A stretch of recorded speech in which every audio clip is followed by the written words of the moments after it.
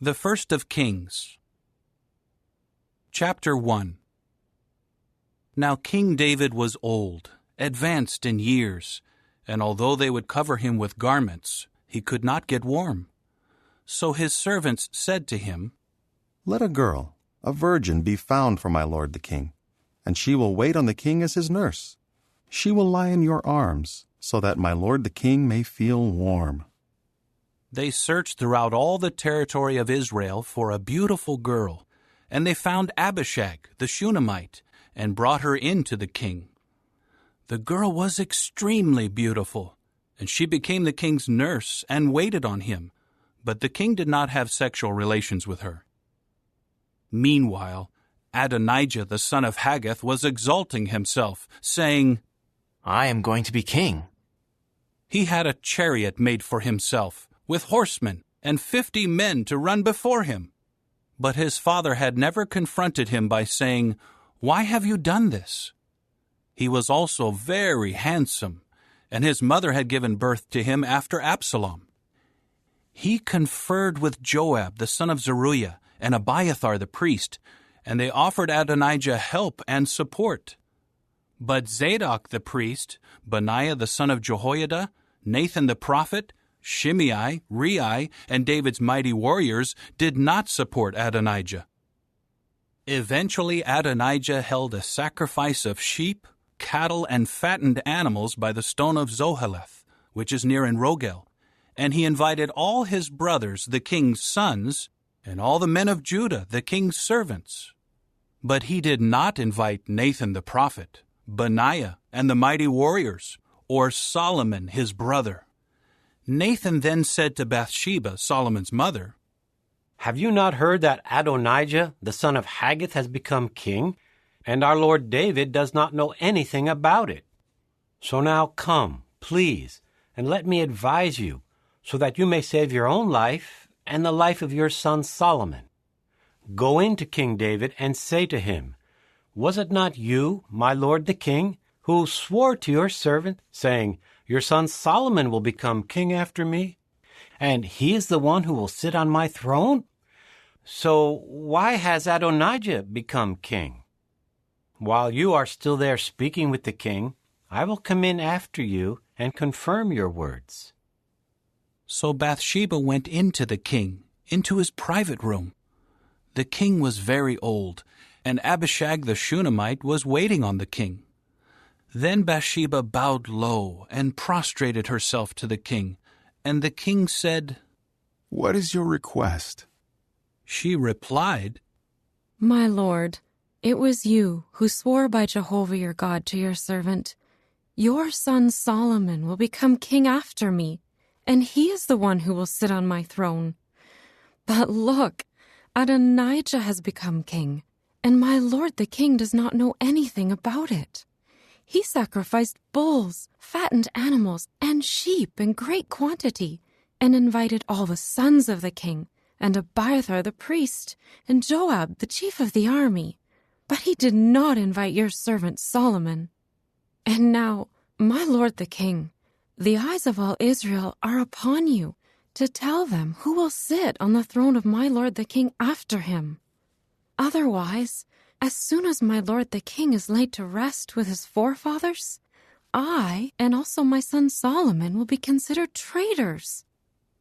And while she was still speaking to the king, Nathan the prophet came in. At once the king was told, "Here is Nathan the prophet." He came in before the king and prostrated himself to the king with his face to the ground. Then Nathan said, "My lord the king, did you say Adonijah will become king after me, and he is the one who will sit on my throne? For today he has gone down to sacrifice bulls, fattened animals, and sheep in great quantity, and he has invited all the sons of the king, and the chiefs of the army, and Abiathar the priest. They are there, eating and drinking with him, and they keep saying, 'Long live King Adonijah!' But he did not invite me, your servant, or Zadok the priest, or Benaiah the son of Jehoiada, or your servant Solomon. Has my lord the king authorized this? without telling your servant who should sit on the throne of my lord the king after him? King David now answered, Call Bathsheba for me. At that she came in and stood before the king. The king then swore an oath. As surely as Jehovah is living, the one who rescued me out of all distress, just as I swore to you by Jehovah the God of Israel, saying, Your son Solomon will become king after me, and he is the one who will sit on my throne in my place. That is what I will bring about this day. Then Bathsheba bowed low with her face to the ground and prostrated herself to the king and said, May my lord King David live forever. Immediately King David said, Call for me Zadok the priest, Nathan the prophet, and Benaiah the son of Jehoiada. So they came in before the king. The king said to them, Take with you the servants of your lord, and have my son Solomon ride on my own mule, and lead him down to Gihon. Zadok the priest and Nathan the prophet will anoint him there as king over Israel. Then blow the horn and say, Long live King Solomon! Then follow him back, and he will come in and sit on my throne. And he will be king in my place, and I will commission him as leader over Israel and over Judah. At once Benaiah the son of Jehoiada said to the king, Amen. May Jehovah the God of my lord the king confirm it. Just as Jehovah was with my lord the king, so let him be with Solomon, and may he make his throne greater than the throne of my lord King David. Then Zadok the priest, Nathan the prophet, Benaiah the son of Jehoiada, and the Kerethites and the Pelethites went down and had Solomon ride on the mule of King David, and they brought him to Gihon. Zadok the priest now took the horn of oil out of the tent and anointed Solomon, and they began to blow the horn, and all the people began shouting, Long live King Solomon! After that all the people followed him and went up, playing flutes and rejoicing greatly, so that the earth was split open by their noise. Adonijah and all those invited by him heard it when they had finished eating. As soon as Joab heard the sound of the horn, he said, Why is there such a noisy uproar in the city? While he was still speaking, Jonathan the son of Abiathar the priest came. Then Adonijah said, Come in, for you are a good man, and you must bring good news. But Jonathan answered Adonijah, No, our Lord King David has made Solomon king. The king sent with him Zadok the priest, Nathan the prophet, Benaiah the son of Jehoiada, and the Kerethites and the Pelethites, and they had him ride on the mule of the king. Then Zadok the priest and Nathan the prophet anointed him as king in Gihon. After that they came up from there rejoicing, and the city is in an uproar. That was the noise that you heard. Moreover, Solomon has sat down on the royal throne. Another thing, the servants of the king have come in to congratulate our Lord King David, saying, May your God make Solomon's name more splendid than your name, and may he make his throne greater than your throne. At that the king bowed down on the bed. And the king also said, May Jehovah the God of Israel be praised, who today has granted someone to sit on my throne, and has allowed my own eyes to see it. And all those invited by Adonijah became terrified, and each of them rose up and went his own way. Adonijah was also afraid because of Solomon, so he got up and went and grabbed hold of the horns of the altar. The report was made to Solomon. Here Adonijah has become afraid of King Solomon, and he has taken hold of the horns of the altar, saying, Let King Solomon first swear to me that he will not put his servant to death by the sword. To this Solomon said, If he behaves in a worthy manner, Not a single hair of his will fall to the ground. But if what is bad is found in him, he will have to die." So King Solomon sent for him to be brought down from the altar. Then he came in and bowed down to King Solomon, after which Solomon said to him, "Go to your own house." Chapter 2. When the time of David's death drew near, he gave his son Solomon these instructions. I am about to die. Therefore, be strong and prove yourself a man. You must keep your obligation to Jehovah, your God, by walking in his ways and by observing his statutes, his commandments, his judgments, and his reminders as they are written in the law of Moses. Then you will succeed in everything you do and everywhere you turn. And Jehovah will carry out his promise that he made concerning me. If your sons pay attention to their way by walking faithfully before me with all their heart and soul, there will never fail to be a man of your line sitting on the throne of Israel.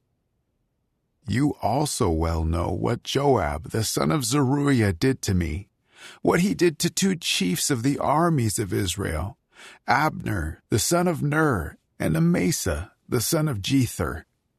He killed them, shedding the blood of war in peacetime, and he put the blood of war on the belt around his waist and on the sandals on his feet.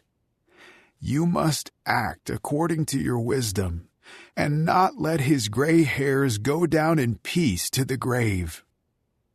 But toward the sons of Barzillai the Gileadite, you should show loyal love, and they should be among those eating at your table. For that was how they stood by me when I ran away from your brother Absalom. There is also with you Shimei, the son of Gera the Benjaminite from Bahurim. He was the one who cursed me with a vicious curse on the day that I was going to Mahanaim. But when he came down to meet me at the Jordan, I swore to him by Jehovah, I will not put you to death by the sword. Now do not leave him unpunished, for you are a wise man, and you know what you should do to him. You must bring his gray hairs down to the grave with blood." Then David was laid to rest with his forefathers, and was buried in the city of David. The length of David's reign over Israel was 40 years. In Hebron he reigned for 7 years, and in Jerusalem he reigned for 33 years. Solomon then sat down on the throne of David his father, and gradually his kingship became firmly established. In time, Adonijah the son of Haggith came to Bathsheba, Solomon's mother. She asked, "Is your coming peaceable?" He replied, "It is peaceable." He then said, "I have something to say to you." So she said, "Speak." He continued, "You well know that the kingship was to become mine, and all Israel expected me to become king. But the kingship eluded me and became my brother's, for it was from Jehovah that it became his. But now there is just one request that I am making of you. Do not turn me away." So she said to him, "Speak." He then said, "Please, ask Solomon the king, for he will not turn you away, to give me Abishag the Shunammite as a wife." To this Bathsheba said, "Very well. I will speak for you to the king." So Bathsheba went in to King Solomon to speak to him for Adonijah. At once the king rose to meet her and bowed down to her. Then he sat down on his throne, and had a throne set for the king's mother, so that she could sit at his right. She then said, "There is one small request that I am making of you. Do not turn me away." So the king said to her, "Make it, my mother, for I will not turn you away." She said, Let Abishag the Shunammite be given as a wife to your brother Adonijah. At this, King Solomon answered his mother, Why are you requesting Abishag the Shunammite for Adonijah? You may as well request the kingship for him, for he is my older brother, and supporting him are Abiathar the priest and Joab the son of Zeruiah.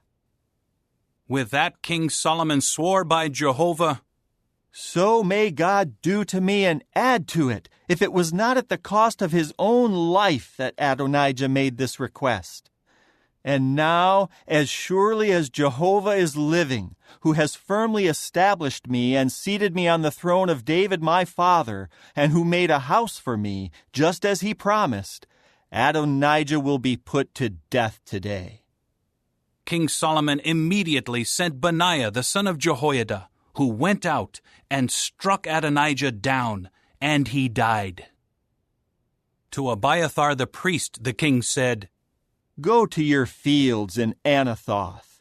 You deserve to die, but on this day I will not put you to death, because you carried the ark of the sovereign Lord Jehovah before David my father, and because you shared in all the hardships that my father suffered. So Solomon drove Abiathar out from serving as a priest of Jehovah, to fulfill Jehovah's word against the house of Eli in Shiloh. When the news reached Joab, for Joab had supported Adonijah, but he had not supported Absalom, Joab fled to the tent of Jehovah and grabbed hold of the horns of the altar. Then King Solomon was told, Joab has fled to the tent of Jehovah, and he is there beside the altar. So Solomon sent Benaiah the son of Jehoiada, saying, Go, strike him down. So Benaiah went to the tent of Jehovah and said to him, This is what the king says. Come out. But he said, No, I will die here. Benaiah brought word back to the king. This is what Joab said, and this is what he answered me. Then the king said to him, Do just as he said. Strike him down and bury him, and remove from me and from the house of my father the blood that Joab spilled without just cause. Jehovah will bring his blood back on his own head. For without my father David's knowledge, he struck down and killed with the sword 2 men more righteous and better than he was, Abner the son of Ner, the chief of the army of Israel, and Amasa the son of Jether, the chief of the army of Judah. Their blood will come back on the head of Joab, and on the head of his offspring forever.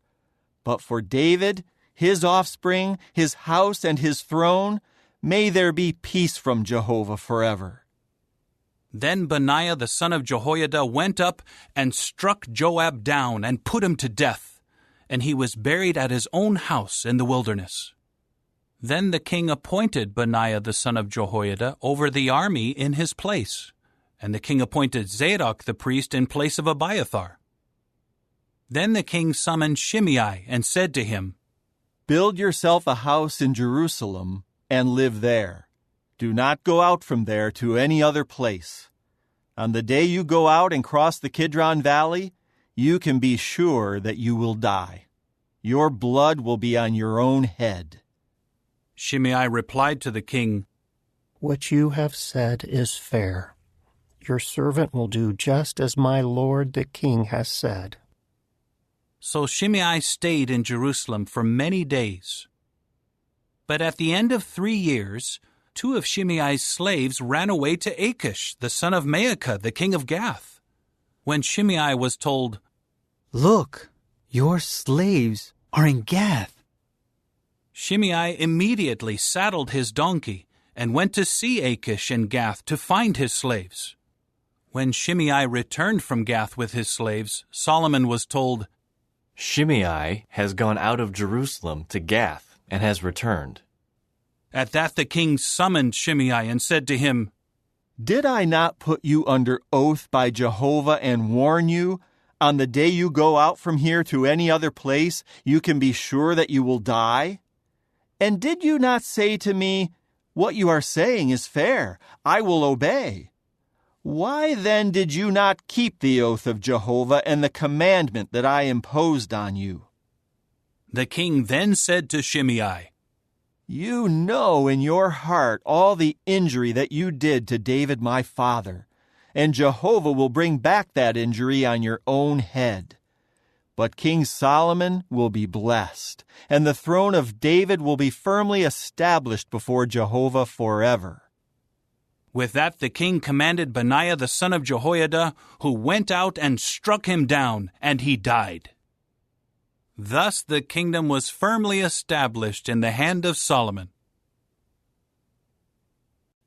Chapter 3. Solomon made a marriage alliance with Pharaoh, king of Egypt.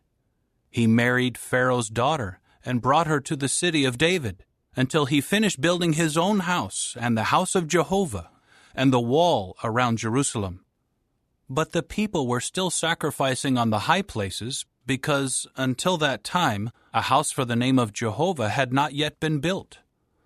Solomon continued to love Jehovah by walking in the statutes of David his father, except that he was sacrificing and making offering smoke on the high places. The king went to Gibeon to sacrifice there, for that was the most prominent high place. Solomon offered 1,000 burnt sacrifices on that altar. In Gibeon, Jehovah appeared to Solomon in a dream by night, and God said, Ask what you would like me to give you. At this, Solomon said, You have shown great loyal love toward your servant David my father, as he walked before you in faithfulness, and in righteousness, and in uprightness of heart. You have continued to show him this great loyal love down to this day, by giving him a son to sit on his throne. And now, Jehovah my God, you have made your servant king in the place of David my father, though I am just a youth, and I am inexperienced. Your servant is among your people whom you have chosen, a people so vast that they cannot be numbered or counted. So grant your servant an obedient heart to judge your people, to discern between good and bad, for who is able to judge this numerous people of yours? It was pleasing to Jehovah that Solomon had requested this. God then said to him, Because you requested this, and you did not request for yourself long life, or riches, or the death of your enemies, but you requested understanding to hear judicial cases, I will do what you asked. I will give you a wise and understanding heart, so that just as there has never been anyone like you before, there will never be anyone like you again. Furthermore, what you have not requested I will give you, both riches and glory, so that there will be no other king like you in your lifetime. And if you walk in my ways, by keeping my regulations and my commandments, just as David your father walked, I will also give you a long life. When Solomon awoke, he realized that it had been a dream. Then he went to Jerusalem and stood before the ark of the covenant of Jehovah, and offered up burnt sacrifices and communion offerings, and spread a feast for all his servants. At that time, 2 prostitutes came in to the king and stood before him. The first woman said, Please, my lord, this woman and I live in one house, and I gave birth while she was in the house. On the 3rd day after I gave birth, this woman also gave birth. We were together, just the 2 of us. There was no one else with us in the house. During the night, this woman's son died because she lay on him. So she got up in the middle of the night and took my son from my side while your slave girl was asleep, and laid him in her arms, and she laid her dead son in my arms. When I got up in the morning to nurse my son, I saw that he was dead. So I examined him closely in the morning and saw that it was not my son whom I had given birth to. But the other woman said, No, My son is the living one, and your son is the dead one. But the first woman was saying, No, your son is the dead one, and my son is the living one. That is how they argued before the king. Finally, the king said, This one says, This is my son, the living one, and your son is the dead one. And that one says, No, your son is the dead one, and my son is the living one. The king said, Bring me a sword. So they brought a sword to the king. The king then said, Cut the living child in two, and give half to one woman and half to the other. At once, the woman whose son was the living one pleaded with the king, for her compassions were stirred toward her son. She said, Please, my lord, you should give her the living child. By no means put him to death. But the other woman was saying, He will be neither mine nor yours. Let them cut him in two. At that the king answered, Give the living child to the first woman. By no means put him to death, for she is his mother. So all Israel heard about the judgment that the king had handed down, and they were in awe of the king, for they saw that the wisdom of God was with him to execute justice. Chapter 4. King Solomon ruled over all Israel. These were his high officials. Azariah the son of Zadok was the priest. Elihoreph and Ahijah the sons of Shisha were secretaries. Jehoshaphat the son of Ahilud was the recorder. Benaiah the son of Jehoiada was in charge of the army. Zadok and Abiathar were priests. Azariah the son of Nathan was over the deputies. Zabad the son of Nathan was a priest and the king's friend. Ahishar was over the household, and Adoniram the son of Abda was over those conscripted for forced labor. Solomon had 12 deputies in charge of all Israel, who provided the king and his household with food. Each one was responsible for providing the food for 1 month of the year. These were their names: the son of Hur, in the mountainous region of Ephraim; the son of Deker, in Makaz, Shealbim, Bethshemesh, and Elon Bethhanan; the son of Hesed, in Aruboth. He had Soko and all the land of Hepher; the son of Abinadab, in all the slopes of Dor. Solomon's daughter Taphath became his wife.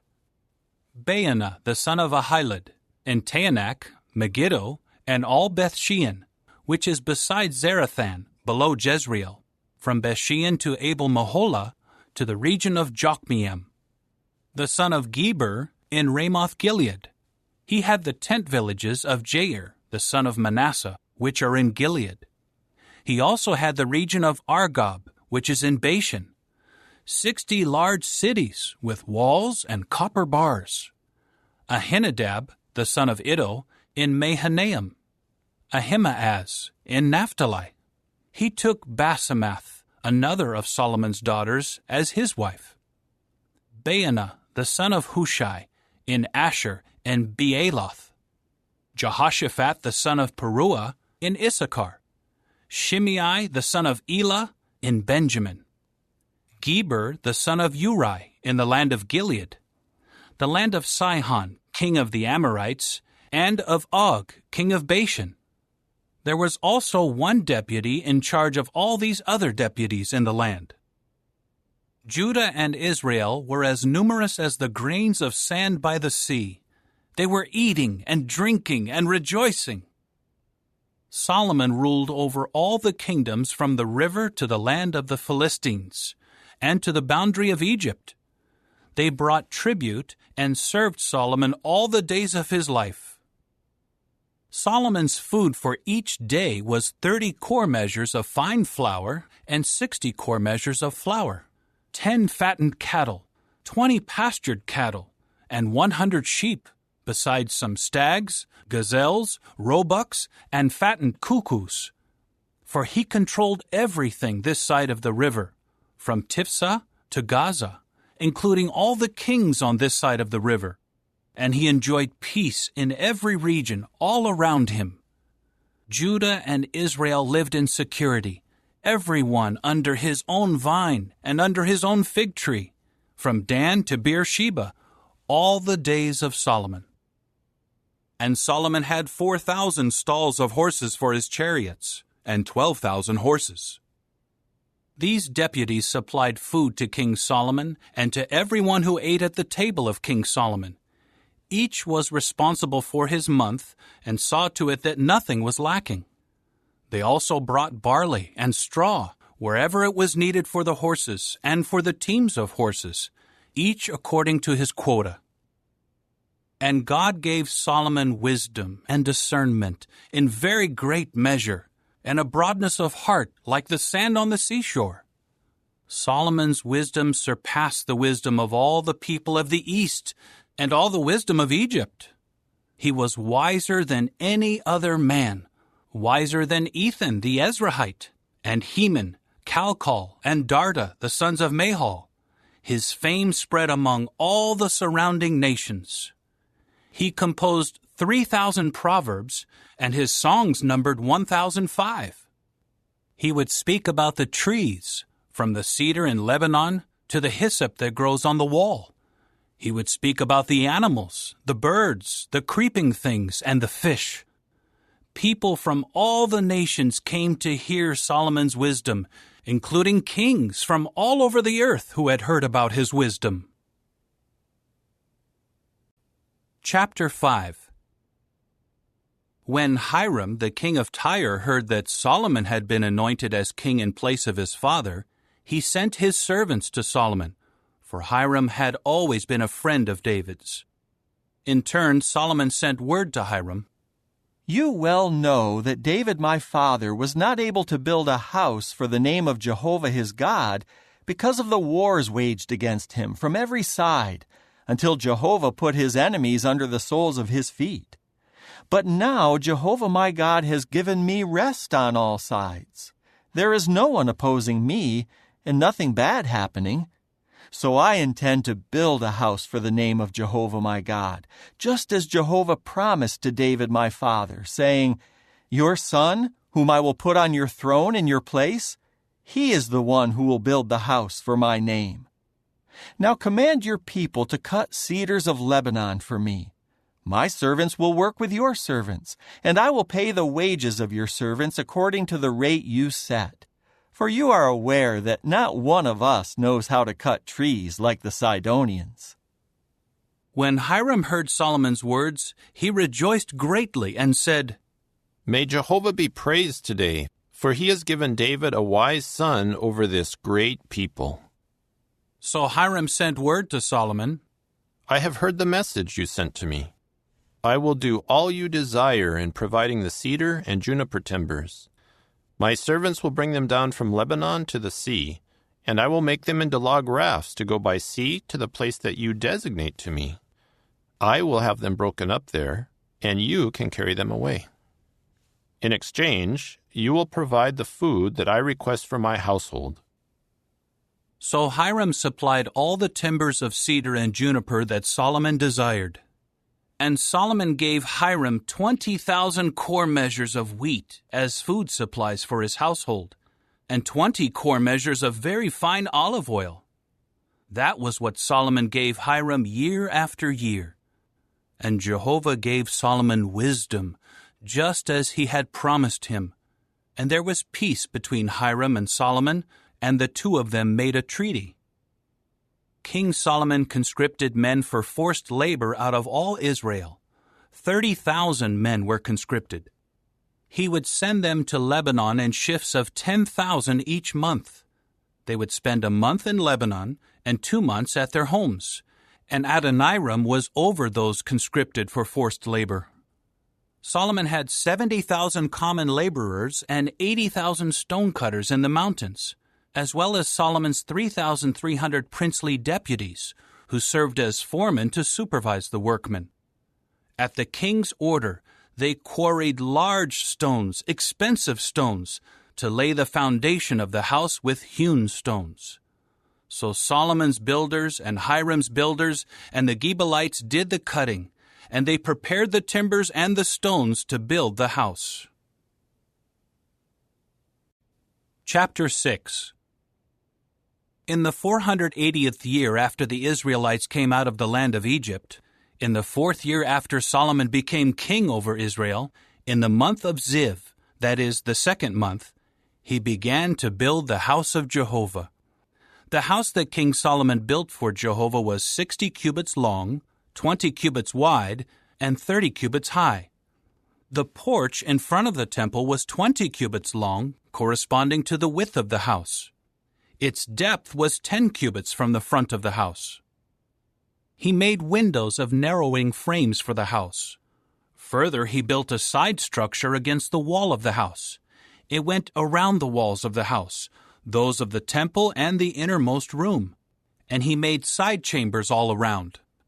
The lowest level of the side chambers was 5 cubits wide, the middle level was 6 cubits wide, and the third level was 7 cubits wide, for he made offsets all around the house, so that nothing was attached to the walls of the house. The house was built with quarry stone that had already been prepared, so that no hammers or axes or any iron tools were heard in the house while it was being built. The entrance of the lowest side chamber was on the south side of the house, and a winding staircase led up to the middle floor, and from the middle floor up to the 3rd floor. He continued building the house, and finished it, and covered the house with cedar beams and rows of cedar planks. He built the side chambers all around the house, each 5 cubits high, and they were joined to the house by cedar timbers.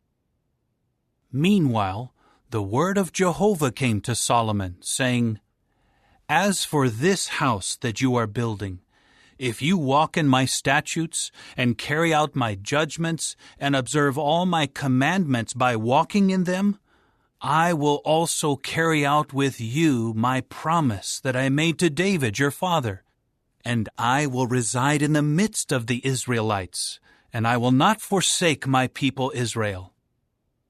Solomon continued building the house to finish it. He built the inside walls of the house with cedar boards. He paneled the inside walls with timber from the floor of the house up to the rafters of the ceiling, and he overlaid the floor of the house with juniper boards. And he built a section of 20 cubits at the rear of the house with cedar boards, from the floor up to the rafters. And he built inside of it the innermost room, the most holy. And the temple, the part of the house in front of it, was 40 cubits. The cedar inside the house was carved with gourds and flowers in bloom. All of it was cedar. No stone was seen. And he prepared the innermost room inside the house to put there the ark of the covenant of Jehovah. The innermost room was 20 cubits long, 20 cubits wide, and 20 cubits high, and he overlaid it with pure gold. He overlaid the altar with cedar. Solomon overlaid the interior of the house with pure gold, and he stretched gold chains in front of the innermost room, which was overlaid with gold.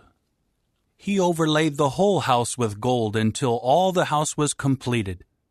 He also overlaid with gold the entire altar near the innermost room. In the innermost room he made 2 cherubs of pine wood, each 10 cubits high. One wing of the cherub measured 5 cubits, and the other wing was 5 cubits. From the tip of one wing to the tip of the other wing was 10 cubits. The second cherub was also 10 cubits. The 2 cherubs had the same size and shape. The height of the one cherub was 10 cubits, as was that of the other cherub. Then he put the cherubs inside the inner house. The wings of the cherubs were extended so that the wing of the one cherub reached to one wall, and the wing of the other cherub reached to the other wall. And their wings extended toward the middle of the house, so that the wings touched. And he overlaid the cherubs with gold. And on all the walls of the house, all around both the inner and outer rooms, he carved figures of cherubs, palm trees, and flowers in bloom. He overlaid the floor of the house with gold in the inner and outer rooms. And for the entrance of the innermost room, he made doors of pine wood, side pillars, and doorposts as a fifth part. The 2 doors were of pine wood, and he carved on them cherubs, palm trees, and flowers in bloom, and he overlaid them with gold. And he hammered the gold down over the cherubs and the palm trees. For the entrance of the temple, that was how he made the doorposts of pine wood, belonging to a 4th part. And he made 2 doors of juniper wood. The one door had 2 leaves that turned on pivots, and the other door had 2 leaves that turned on pivots. He carved cherubs, palm trees, and flowers in bloom, and overlaid gold foil on the carvings. He built the inner courtyard with 3 rows of hewn stone and a row of cedar beams. In the 4th year, in the month of Ziv, the house of Jehovah had its foundation laid. And in the 11th year, in the month of Bul, that is the 8th month, the house was finished in all its details and according to its plan. So he spent 7 years building it. Chapter 7. And it took Solomon 13 years to build his own house, until his whole house was completed. And he built the house of the forest of Lebanon, 100 cubits long, 50 cubits wide, and 30 cubits high on 4 rows of cedar pillars, and there were cedar beams on the pillars. It was paneled above with cedar on the girders that rested on the pillars. They numbered 45, with 15 to a row. There were 3 rows of framed windows, and each window was opposite another window in 3 tiers. All the entrances and the doorposts had square frames, as did the front of the windows that were opposite each other in 3 tiers. And he built the hall of pillars, 50 cubits long and 30 cubits wide, and there was a porch in front of it, with pillars and a canopy. He also built the hall of the throne where he would judge, the hall of judgment, and they paneled it with cedar from the floor to the rafters. The house where he was to live, at the other courtyard, was set back from the hall, and it was similar in workmanship. He also built a house similar to this hall for Pharaoh's daughter, whom Solomon had taken as a wife. All of these were made of expensive stones, hewn according to measure, trimmed with stone saws inside and out, from the foundation up to the coping, and outside as far as the great courtyard. And the foundation was laid with very large expensive stones. Some stones measured 10 cubits, and other stones 8 cubits.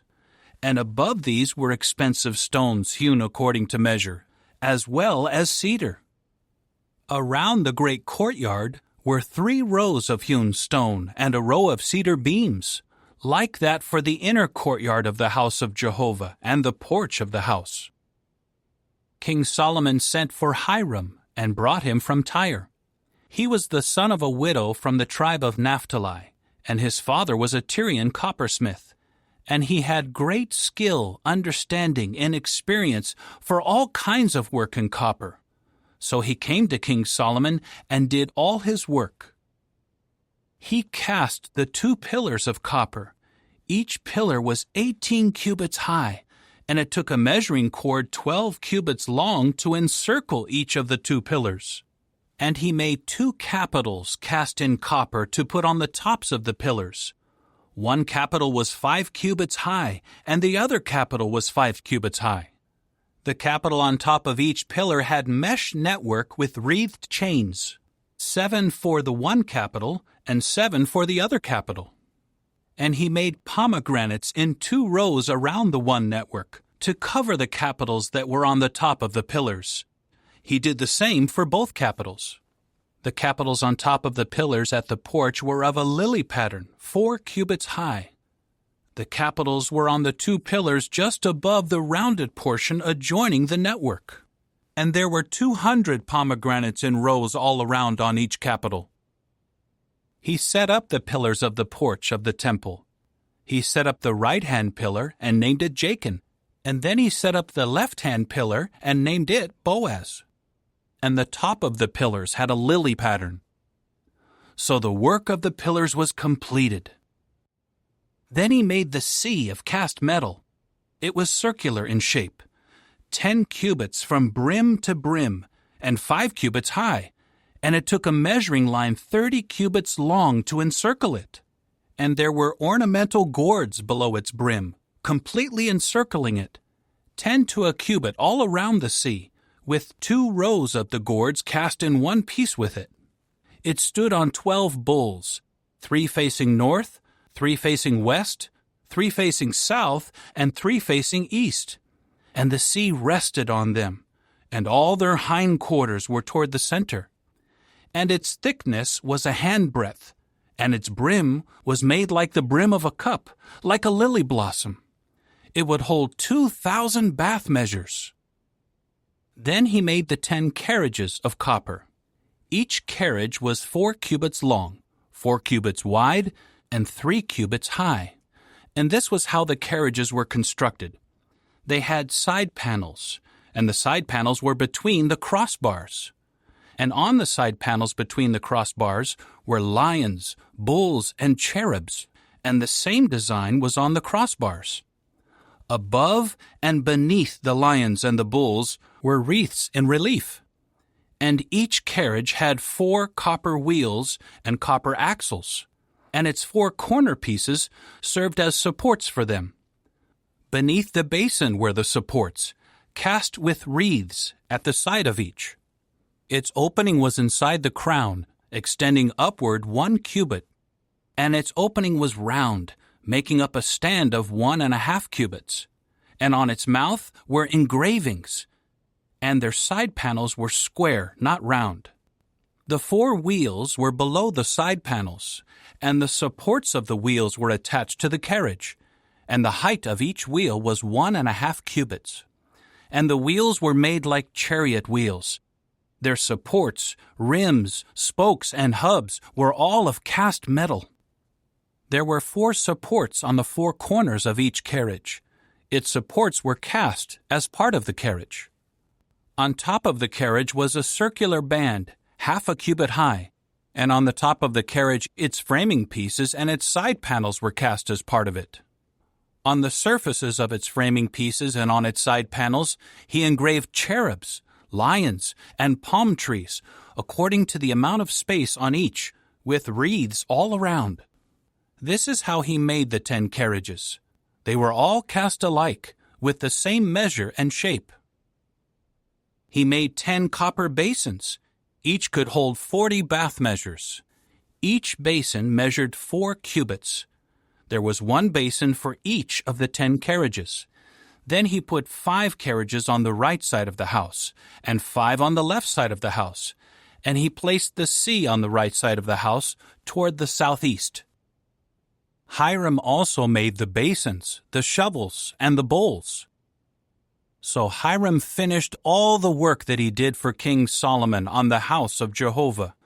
The 2 pillars and the bowl-shaped capitals that were on top of the 2 pillars, the 2 networks to cover the 2 bowl-shaped capitals that were on top of the pillars, the 400 pomegranates for the 2 networks, 2 rows of pomegranates for each network, to cover the 2 bowl-shaped capitals that were on the 2 pillars, the 10 carriages and the 10 basins on the carriages, the sea and the 12 bowls beneath the sea, and the cans, the shovels, the bowls, and all the utensils which Hiram made of polished copper for King Solomon for the house of Jehovah.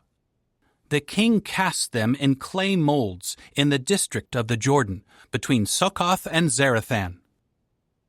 Solomon left all the utensils unweighed because they were in such great quantities. The weight of the copper was not ascertained. Solomon made all the utensils for the house of Jehovah, the altar of gold, the gold table on which to put the showbread, the lampstands of pure gold, 5 on the right and 5 on the left before the innermost room, and the blossoms, the lamps, and the snuffers of gold, the basins, the extinguishers, the bowls, the cups and the fire holders of pure gold, and the sockets for the doors of the inner house, that is, the most holy, and for the doors of the house of the temple of gold. So King Solomon completed all the work he had to do for the house of Jehovah. Solomon then brought in the things that David his father had made holy, and he put the silver, the gold, and the articles into the treasuries of the house of Jehovah. Chapter 8.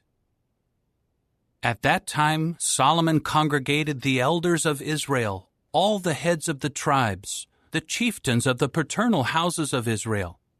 They came to King Solomon at Jerusalem to bring up the ark of the covenant of Jehovah from the city of David, that is, Zion.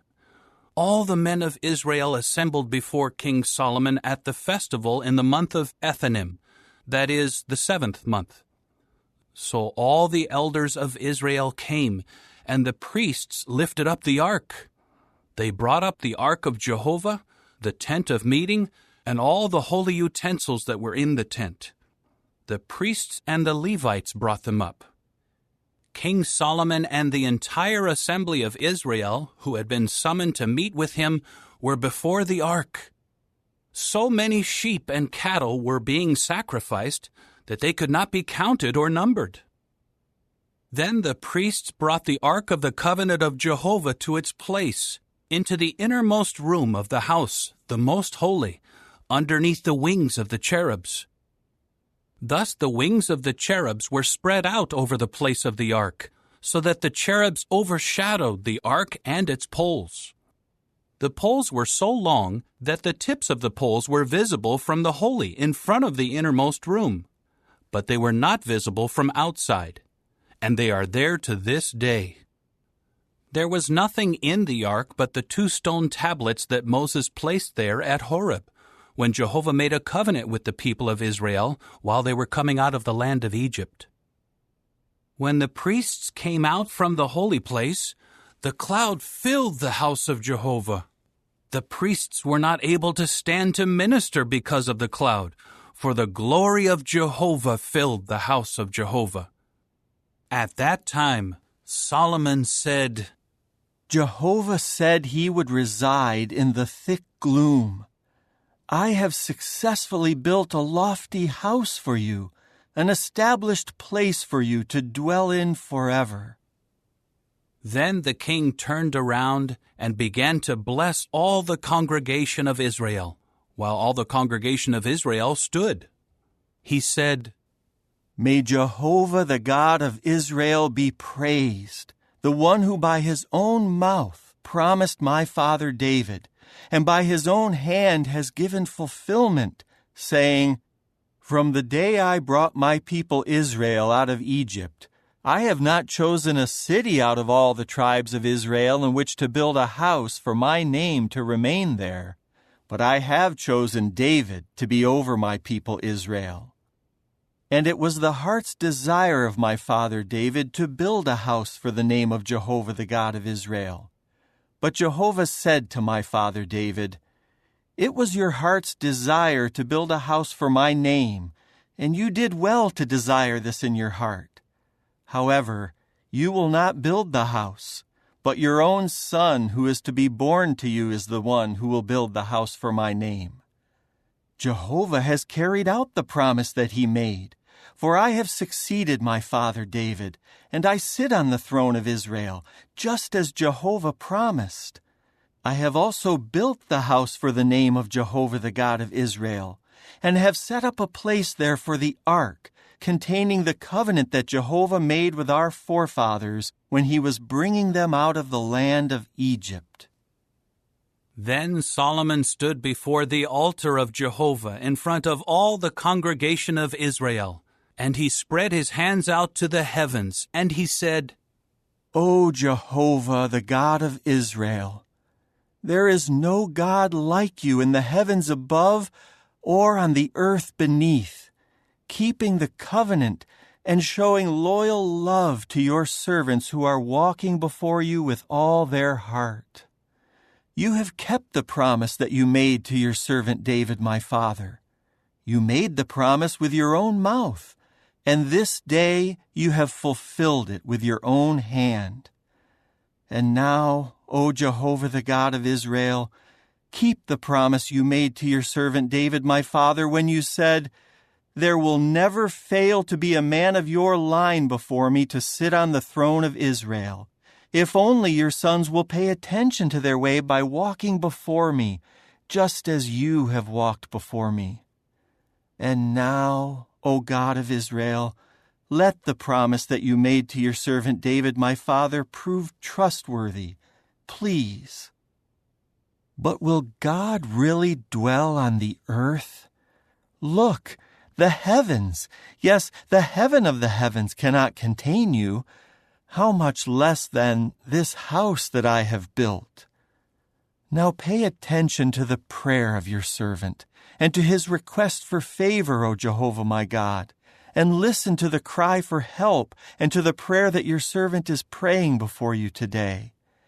May your eyes be open toward this house night and day, toward the place of which you said, 'My name will be there,' to listen to the prayer that your servant prays toward this place. And listen to your servant's request for favor, and to the request by your people Israel that they pray toward this place. And may you hear from your dwelling place in the heavens.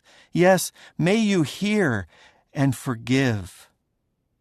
When a man sins against his fellow man and is made to take an oath and is brought under liability to the oath, and while under the oath he comes before your altar in this house, may you then hear from the heavens and act and judge your servants by pronouncing the wicked one guilty and bringing what he did on his own head, and by pronouncing the righteous one innocent and rewarding him according to his own righteousness.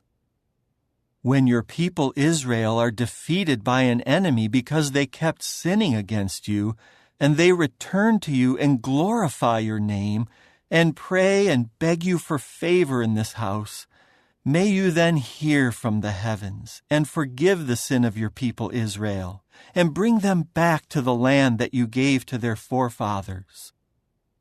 When the heavens are shut up, and there is no rain because they kept sinning against you, and they pray toward this place and glorify your name and turn back from their sin because you humbled them, may you then hear from the heavens and forgive the sin of your servants, of your people Israel, for you will instruct them about the good way in which they should walk, and bring rain on your land that you gave to your people as an inheritance. If a famine occurs in the land, or a pestilence, a scorching blight, mildew, swarming locusts, or voracious locusts, or if their enemy besieges them in any of the cities of the land, or if any other sort of plague or disease occurs, whatever prayer, whatever request for favor may be made by any man or by all your people Israel, for each one knows the plague of his own heart, when they spread out their hands toward this house, then may you hear from the heavens, your dwelling place, and may you forgive and take action, and reward each one according to all his ways. For you know his heart. You alone truly know every human heart, so that they may fear you all the days they live on the land that you gave to our forefathers. Also concerning the foreigner who is not part of your people Israel, and who comes from a distant land because of your name, for they will hear about your great name and your mighty hand and your outstretched arm, and he comes and prays toward this house, may you then listen from the heavens, your dwelling place, and do all that the foreigner asks of you, so that all the peoples of the earth may know your name and fear you, as your people Israel do, and may know that your name has been called on this house that I have built. If your people go to war against their enemy in the way that you send them, and they pray to Jehovah in the direction of the city that you have chosen, and toward the house that I have built for your name, then hear from the heavens their prayer and their request for favor, and execute judgment for them. If they sin against you, for there is no man who does not sin, and you are furious with them, and you abandon them to an enemy, and their captors carry them off captive to the land of the enemy, far or near, and they come to their senses in the land where they were carried off captive, and they return to you and beg you for favor in the land of their captors, saying, "We have sinned and done wrong. We have acted wickedly." And they return to you with all their heart and all their soul in the land of their enemies who carried them off captive, and they pray to you in the direction of their land that you gave to their forefathers, and of the city that you have chosen, and the house that I have built for your name, then hear from the heavens, your dwelling place, their prayer and their request for favor, and execute judgment for them, and forgive your people who have sinned against you, forgiving all their transgressions they committed against you. You will make them objects of pity before their captors, and they will pity them, for they are your people and your inheritance, whom you brought out of Egypt, from inside the iron-smelting furnace. May your eyes be opened to your servant's request for favor, and to the request for favor by your people Israel, by listening whenever they call to you. For you set them apart as your inheritance out of all the peoples of the earth, just as you declared through Moses your servant when you were bringing our forefathers out of Egypt, O sovereign Lord Jehovah. And as soon as Solomon finished offering to Jehovah this entire prayer and request for favor, he rose up from before the altar of Jehovah, where he had been kneeling with his hands spread out to the heavens. He then stood and blessed all the congregation of Israel with a loud voice, saying, "Praised be Jehovah, who has given a resting place to his people Israel, just as he promised. Not one word of all his good promise that he made through Moses his servant has failed. May Jehovah our God be with us, just as he was with our forefathers. May he not abandon us, nor forsake us. May he draw our heart toward himself, to walk in all his ways, and to keep his commandments, his regulations, and his judgments, which he commanded our forefathers to observe. And may these words of mine, with which I have begged Jehovah for favor, be near to Jehovah our God by day and night, that he may execute judgment for his servant and for his people Israel as each day requires, so that all the peoples of the earth may know that Jehovah is the true God. There is no other. So let your heart be complete with Jehovah our God by walking in his regulations and by keeping his commandments as on this day."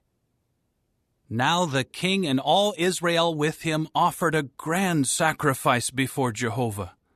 Solomon offered the communion sacrifices to Jehovah. He offered 22,000 cattle and 120,000 sheep. Thus the king and all the Israelites inaugurated the house of Jehovah. On that day the king had to sanctify the middle of the courtyard that is before the house of Jehovah, for there he had to offer up the burnt sacrifices, the grain offerings, and the fat pieces of the communion sacrifices, because the copper altar that is before Jehovah was too small to contain the burnt sacrifices, the grain offerings, and the fat pieces of the communion sacrifices. At that time Solomon held the festival together with all Israel, a great congregation from Lebo-Hamath down to the Wadi of Egypt, before Jehovah our God for 7 days, and then another 7 days, 14 days in all. On the following day he sent the people away, and they blessed the king, and went to their homes rejoicing and feeling glad of heart over all the goodness that Jehovah had shown to David his servant and Israel his people. Chapter 9. As soon as Solomon had finished building the house of Jehovah, the house of the king, and everything Solomon desired to make, Jehovah appeared to Solomon a second time, just as he had appeared to him in Gibeon. Jehovah said to him, I have heard your prayer and your request for favor that you made before me.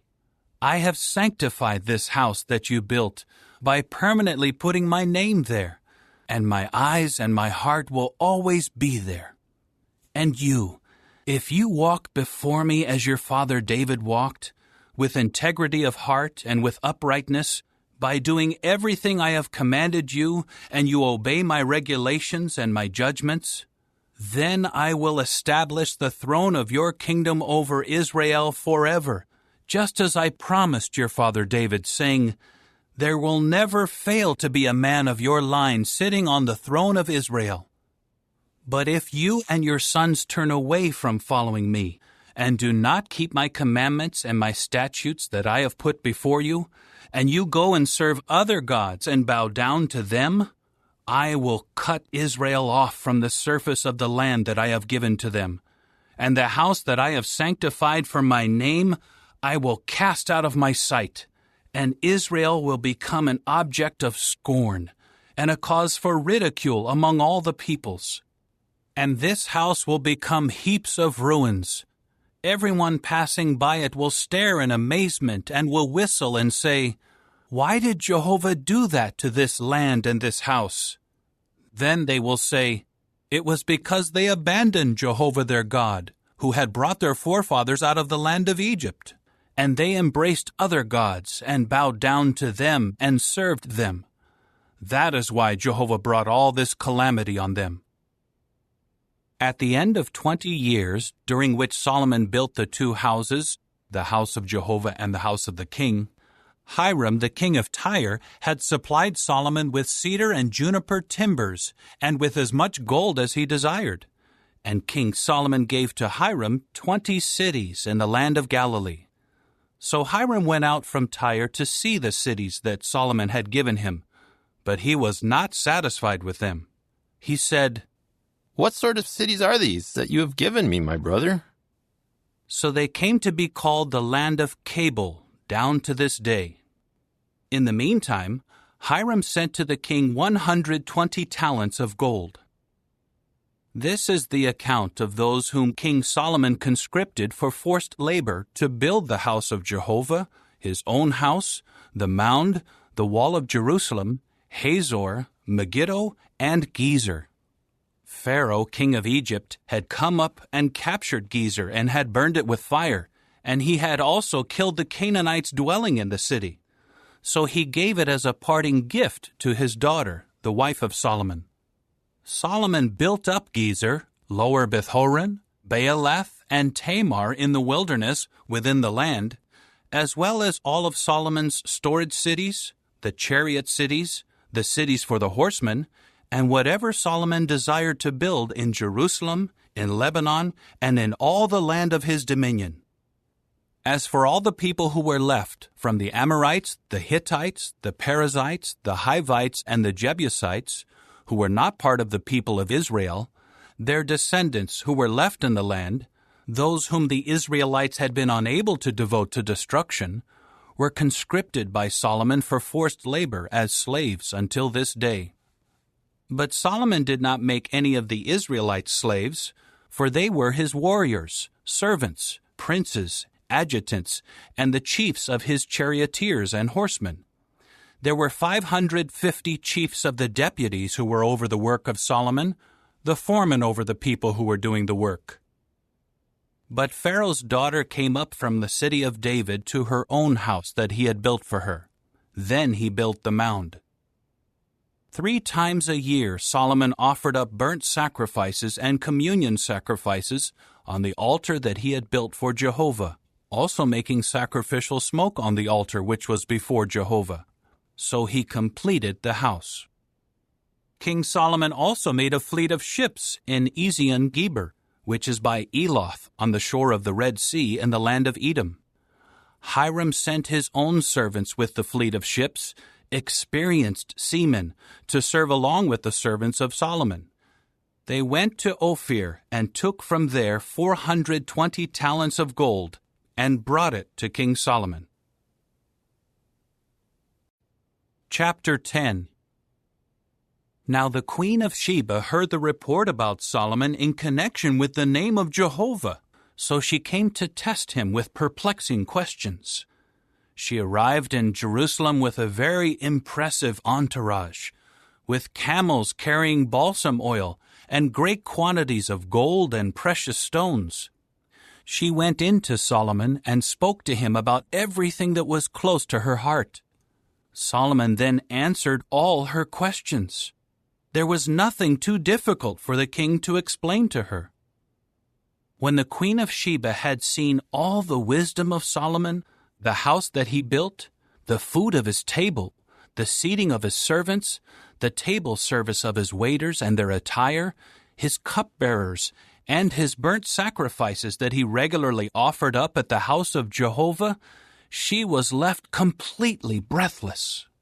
So she said to the king, "The report that I heard in my own land about your achievements and about your wisdom was true.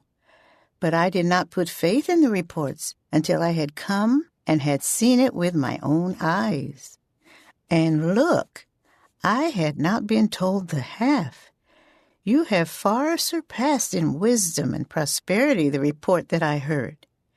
Happy are your men, and happy are your servants who stand before you constantly, listening to your wisdom. May Jehovah your God be praised, who has taken pleasure in you by putting you on the throne of Israel. Because of Jehovah's everlasting love for Israel, he appointed you as king to administer justice and righteousness." Then she gave the king 120 talents of gold and a great amount of balsam oil and precious stones. Never again was such a quantity of balsam oil brought in as what the queen of Sheba gave to King Solomon.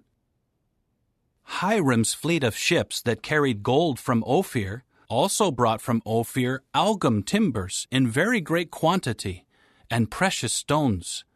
The king made from the algum timbers supports for the house of Jehovah and for the king's house, as well as harps and stringed instruments for the singers.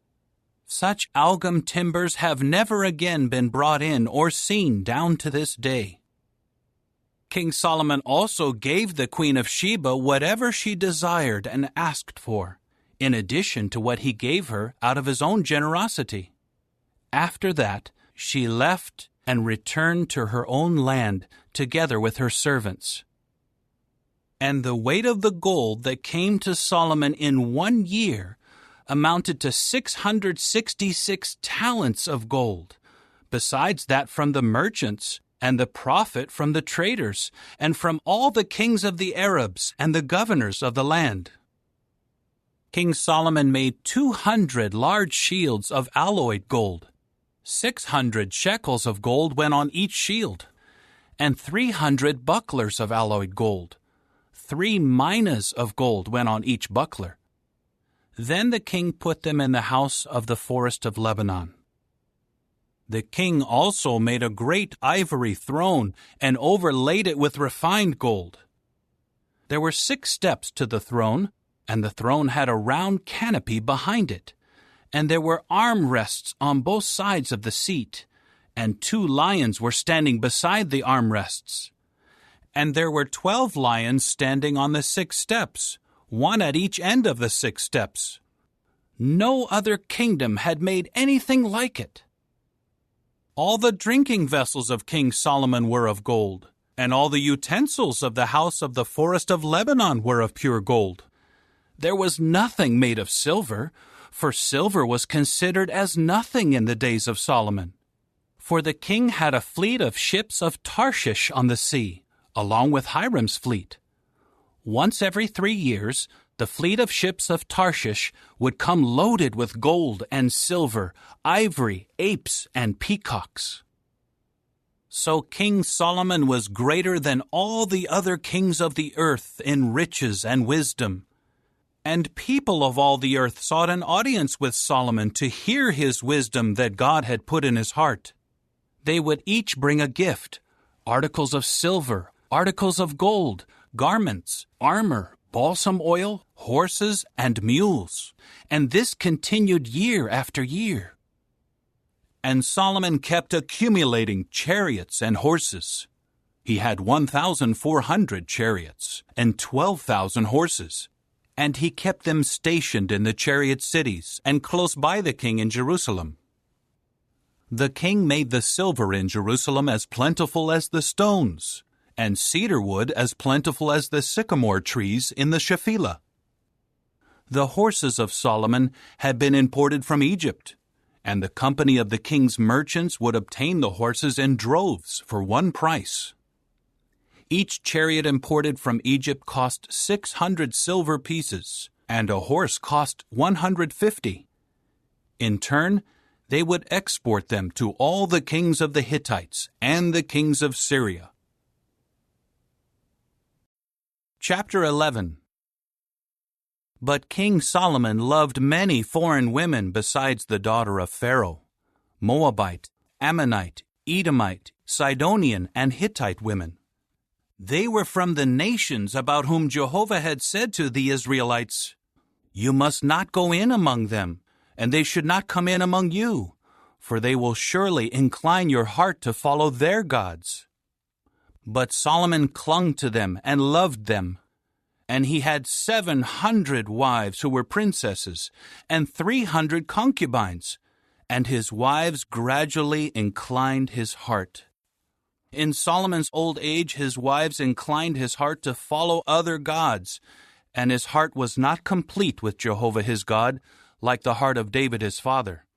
And Solomon followed after Ashtoreth, the goddess of the Sidonians, and Milcom, the disgusting god of the Ammonites. And Solomon did what was bad in the eyes of Jehovah, and he did not follow Jehovah completely as David his father had done.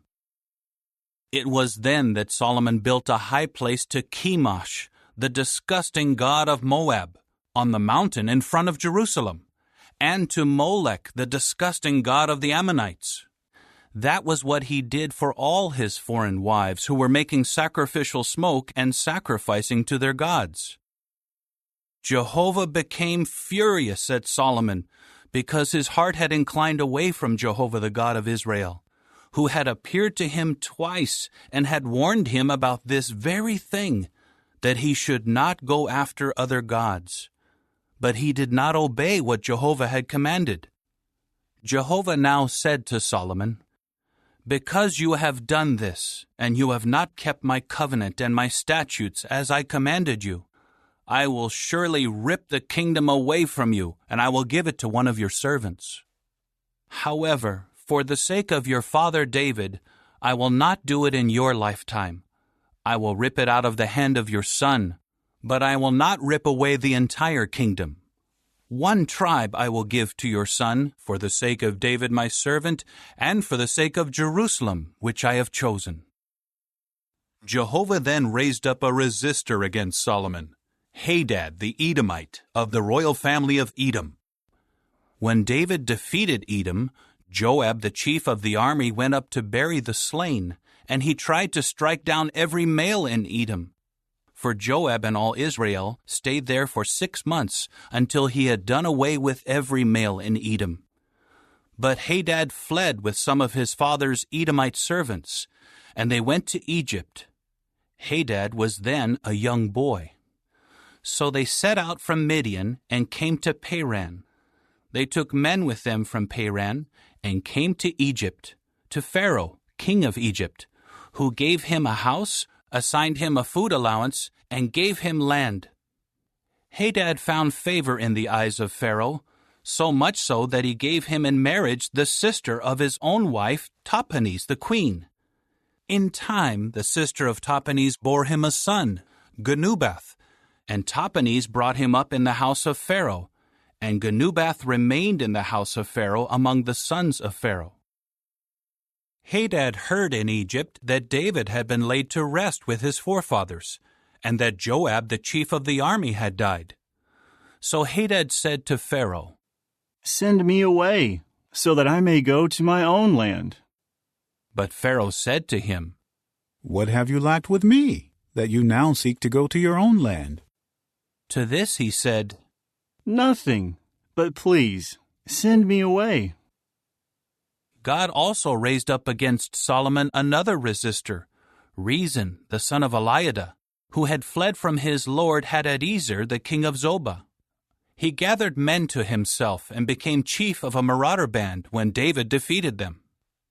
So they went to Damascus and settled there and began reigning in Damascus.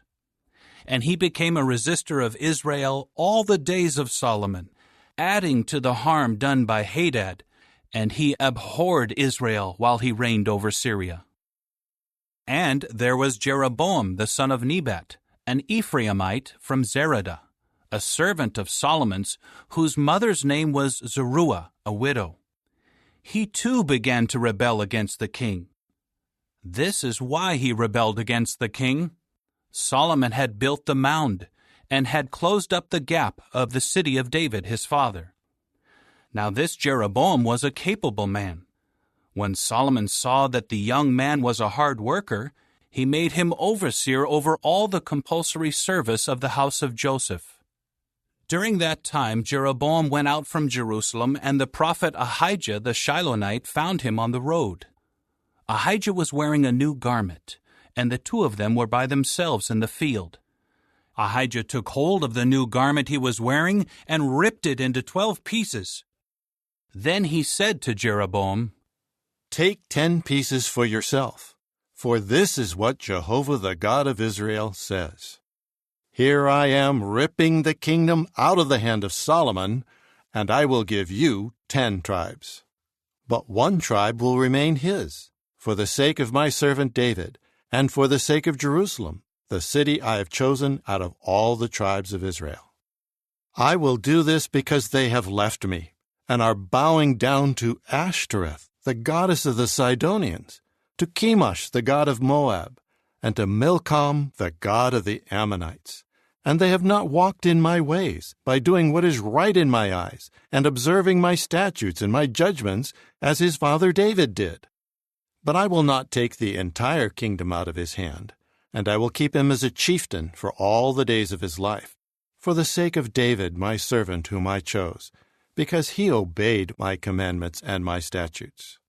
But I will take the kingship out of the hand of his son, and give it to you, that is, 10 tribes.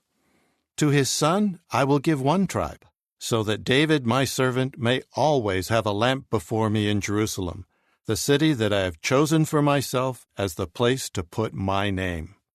I will take you, and you will reign over all that you desire, and you will become king over Israel. And if you obey all that I command you, and walk in my ways, and do what is right in my eyes by obeying my statutes and my commandments, just as David my servant did, I will also be with you. I will build you a lasting house, just as I have built for David, and I will give you Israel. And I will humiliate the offspring of David because of this, but not always." So Solomon tried to put Jeroboam to death. But Jeroboam fled to Egypt, to Shishak, the king of Egypt, and he remained in Egypt until Solomon's death. As for the rest of the history of Solomon, all that he did and his wisdom, is it not written in the book of the history of Solomon? The length of Solomon's reign in Jerusalem over all Israel was 40 years. Then Solomon was laid to rest with his forefathers, and was buried in the city of David his father, and his son Rehoboam became king in his place. Chapter 12. Rehoboam went to Shechem, for all Israel had come to Shechem to make him king. As soon as Jeroboam the son of Nebat heard of it, he was still in Egypt because he had run off on account of King Solomon and was living in Egypt. They sent for him. After that, Jeroboam and all the congregation of Israel came to Rehoboam and said, "Your father made our yoke harsh. But if you make the harsh service of your father easier, and you lighten the heavy yoke he put on us, we will serve you." At this he said to them, Go away for 3 days, then return to me." So the people went away. King Rehoboam then consulted with the older men who had served his father Solomon while he was alive, saying, "What advice would you give on how to reply to this people?" They answered him, "If today you would become a servant to this people and submit to their request and give them a favorable answer, they will always be your servants." However, he rejected the advice that the older men gave him, and he consulted with the young men who had grown up with him and who were now his attendants. He asked them, "What advice do you offer on how we should reply to this people who have said to me, 'Make the yoke your father put on us lighter'?" The young men who had grown up with him said to him, "This is what you should say to this people who have said to you, 'Your father made our yoke heavy, but you should make it lighter for us.' This is what you should tell them, 'My little finger will be thicker than my father's hips.' My father imposed a heavy yoke on you, but I will add to your yoke. My father punished you with whips, but I will punish you with scourges." Jeroboam and all the people came to Rehoboam on the 3rd day, just as the king had said, "Return to me on the 3rd day." But the king answered the people harshly, rejecting the advice that the older men had given him. He spoke to them according to the advice of the young men, saying, "My father made your yoke heavy, but I will add to your yoke. My father punished you with whips, but I will punish you with scourges."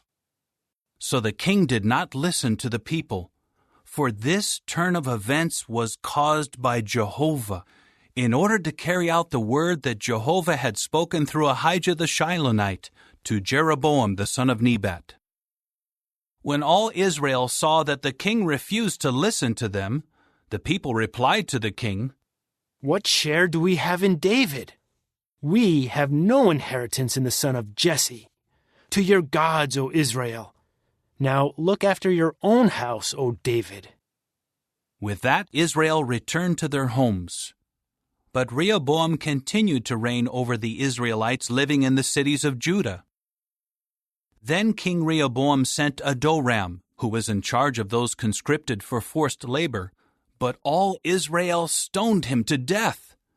King Rehoboam managed to mount his chariot to flee to Jerusalem, and the Israelites have been in revolt against the house of David down to this day. As soon as all Israel heard that Jeroboam had returned, they summoned him to the assembly and made him king over all Israel. None of the people followed the house of David except the tribe of Judah. When Rehoboam arrived in Jerusalem, he immediately congregated all the house of Judah and the tribe of Benjamin, 180,000 trained warriors, to fight against the house of Israel in order to restore the kingship to Rehoboam the son of Solomon. Then the word of the true God came to Shemaiah, the man of the true God, saying, "Say to Rehoboam the son of Solomon, the king of Judah, and to all the house of Judah and Benjamin, and the rest of the people, this is what Jehovah says. You must not go up and fight against your Israelite brothers. Each one of you must return to his house, for I have caused this to happen." So they obeyed the word of Jehovah and went back home, as Jehovah had told them. Jeroboam then built up Shechem in the mountainous region of Ephraim and lived there. From there he went out and built up Penuel. Jeroboam said in his heart, "Now the kingdom will return to the house of David. If this people continues to go up to offer sacrifices at the house of Jehovah in Jerusalem, the heart of this people will also return to their lord, King Rehoboam of Judah. Yes, they will kill me and return to King Rehoboam of Judah." After consultation, the king made 2 golden calves and said to the people, "It is too much for you to go up to Jerusalem. Here is your God, O Israel, who brought you up out of the land of Egypt." Then he placed one in Bethel, and the other he put in Dan. And this caused them to sin, and the people went as far as Dan to worship the one there. And he made houses of worship on the high places, and appointed priests from the people in general, those who were not Levites. Jeroboam also established a festival in the 8th month, on the 15th day of the month, like the festival in Judah. On the altar that he made at Bethel, he sacrificed to the calves he had made, and at Bethel he assigned priests for the high places that he had made. And he began to make offerings on the altar that he had made at Bethel, on the 15th day in the 8th month, in the month that he had devised on his own. And he established a festival for the people of Israel, and he ascended the altar to make offerings and sacrificial smoke. Chapter 13. By the word of Jehovah, a man of God came from Judah to Bethel, while Jeroboam was standing by the altar to make sacrificial smoke. Then he called out against the altar by the word of Jehovah and said, O altar, altar, this is what Jehovah says. Look, a son named Josiah will be born to the house of David. He will sacrifice on you the priests of the high places, those making sacrificial smoke on you, and he will burn human bones on you. He gave a sign on that day, saying, This is the sign that Jehovah has declared. Look, the altar will be ripped apart, and the ashes that are on it will be spilled out. As soon as the king heard the word that the man of the true God had called out against the altar at Bethel, Jeroboam stretched out his hand from the altar and said, Seize him! Immediately, the hand that he had stretched out against him dried up, and he could not draw it back. Then the altar was ripped apart, and the ashes were spilled out from the altar, according to the sign that the man of the true God had given by the word of Jehovah. The king now said to the man of the true God, Please, beg for the favor of Jehovah your God, and pray in my behalf that my hand may be restored to me. At this the man of the true God begged for the favor of Jehovah, and the king's hand was restored to its former condition. The king then said to the man of the true God, Come home with me, and take some food, and let me give you a gift. But the man of the true God said to the king, Even if you gave me half your house, I would not come with you and eat bread or drink water in this place. For this is what I was commanded by the word of Jehovah. You must not eat bread or drink water, and you must not return by the way you came. So he left by another way, and he did not return by the way he had come to Bethel. There was a certain old prophet dwelling in Bethel, and his sons came home and related to him all the things that the man of the true God had done that day in Bethel, and the words he had spoken to the king. After they related this to their father asked them, Which way did he go? So his son showed him the way that the man of the true God from Judah had gone. He now said to his sons, Saddle the donkey for me. They saddled the donkey for him, and he mounted it. He followed the man of the true God and found him sitting under a big tree.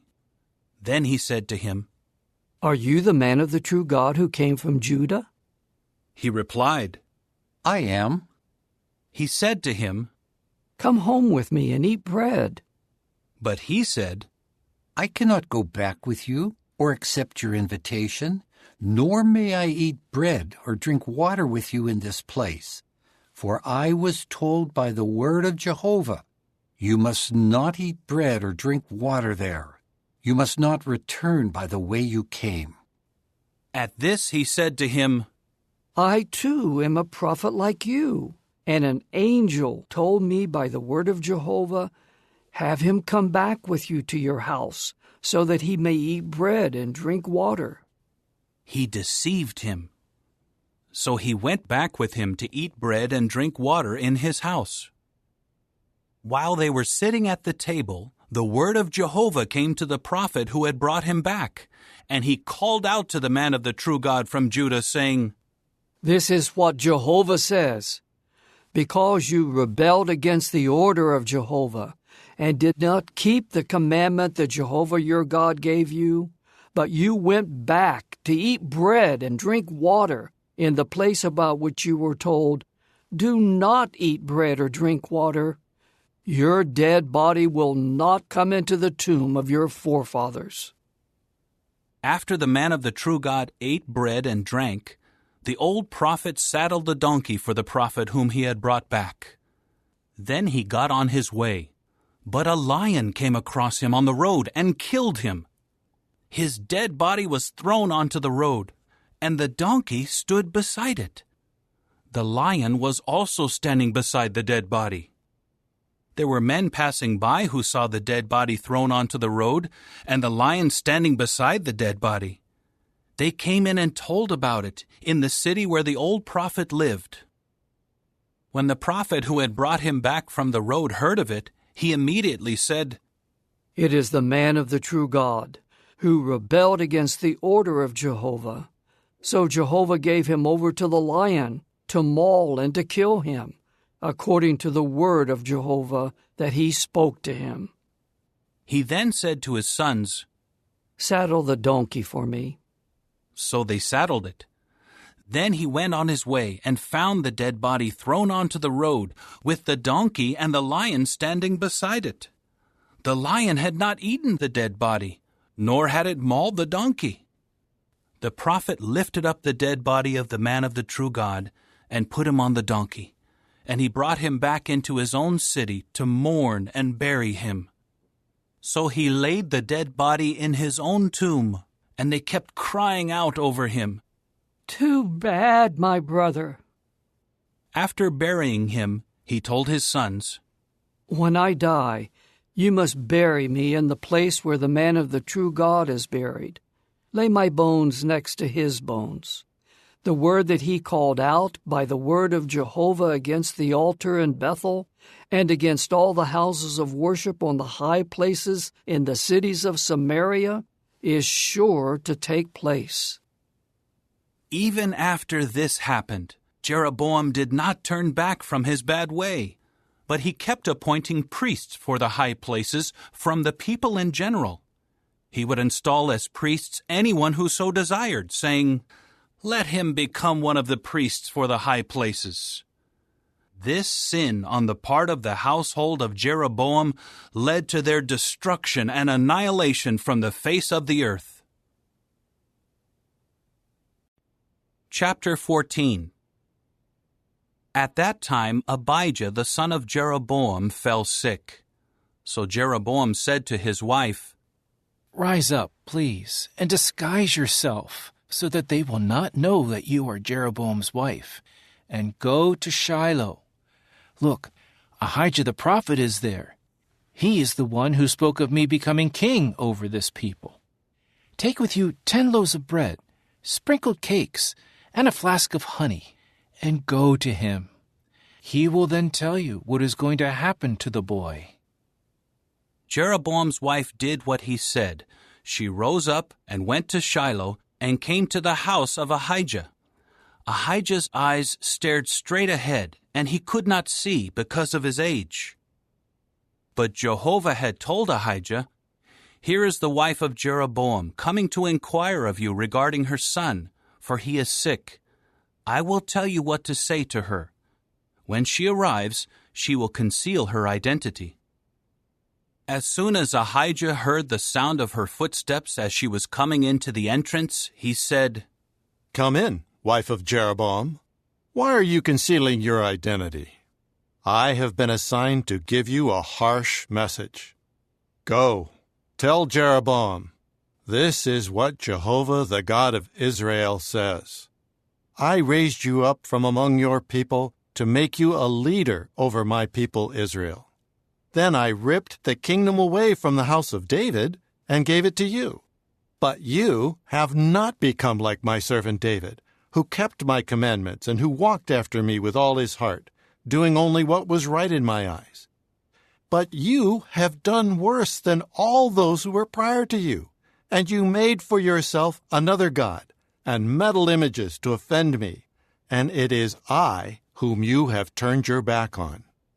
For that reason, I am bringing calamity on the house of Jeroboam, and I will annihilate from Jeroboam every male, including the helpless and weak in Israel, and I will make a clean sweep of the house of Jeroboam, just as one clears away the dung until it is all gone.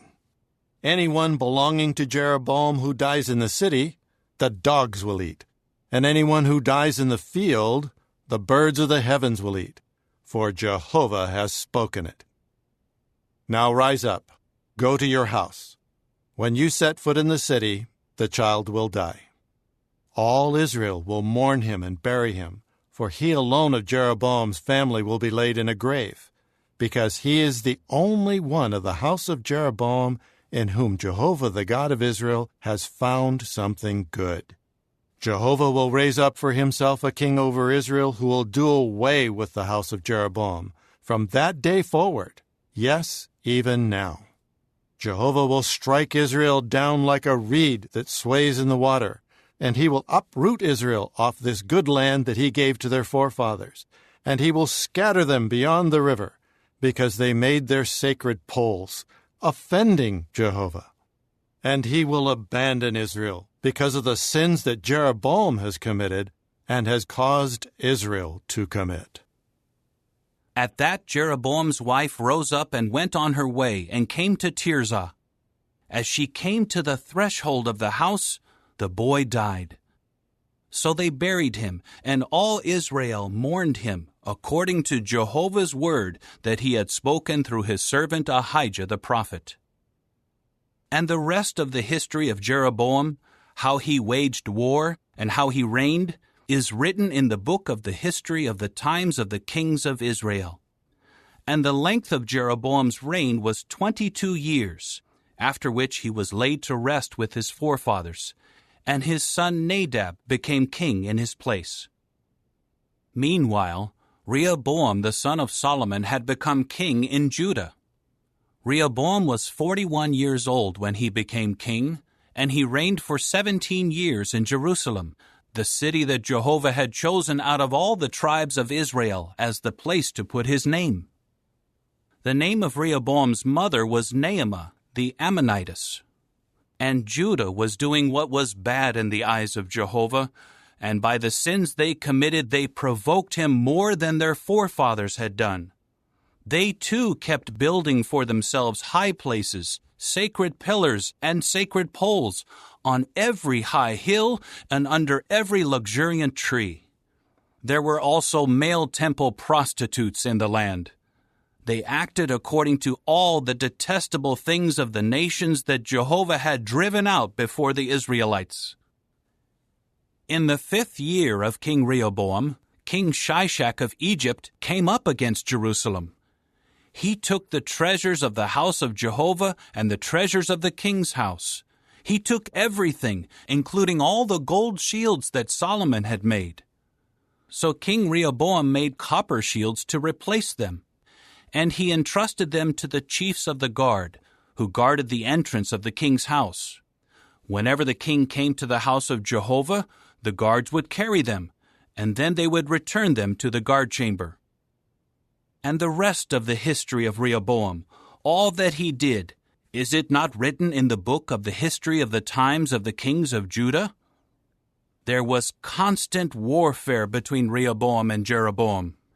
Then Rehoboam was laid to rest with his forefathers, and was buried with his forefathers in the city of David. His mother's name was Naamah the Ammonitess, and his son Abijam became king in his place. Chapter 15. In the 18th year of King Jeroboam the son of Nebat, Abijam became king over Judah. He reigned for 3 years in Jerusalem. His mother's name was Maacah, the granddaughter of Abishalom. He went on walking in all the sins that his father committed prior to him, and his heart was not complete with Jehovah his God, like the heart of David his forefather. However, on account of David, Jehovah his God gave him a lamp in Jerusalem by raising up his son after him, and keeping Jerusalem in existence. For David did what was right in the eyes of Jehovah, and he did not turn aside from anything that he had commanded him all the days of his life, except in the matter of Uriah the Hittite. And there was warfare between Rehoboam and Jeroboam all the days of his life. As for the rest of the history of Abijam, all that he did, is it not written in the book of the history of the times of the kings of Judah? There was also war between Abijam and Jeroboam. Then Abijam was laid to rest with his forefathers, and they buried him in the city of David, and his son Asa became king in his place. In the 20th year of King Jeroboam of Israel, Asa began to reign over Judah. He reigned in Jerusalem for 41 years. His grandmother's name was Maacah, the granddaughter of Abishalom. Asa did what was right in the eyes of Jehovah, like David his forefather. He expelled the male temple prostitutes from the land, and removed all the disgusting idols that his forefathers had made.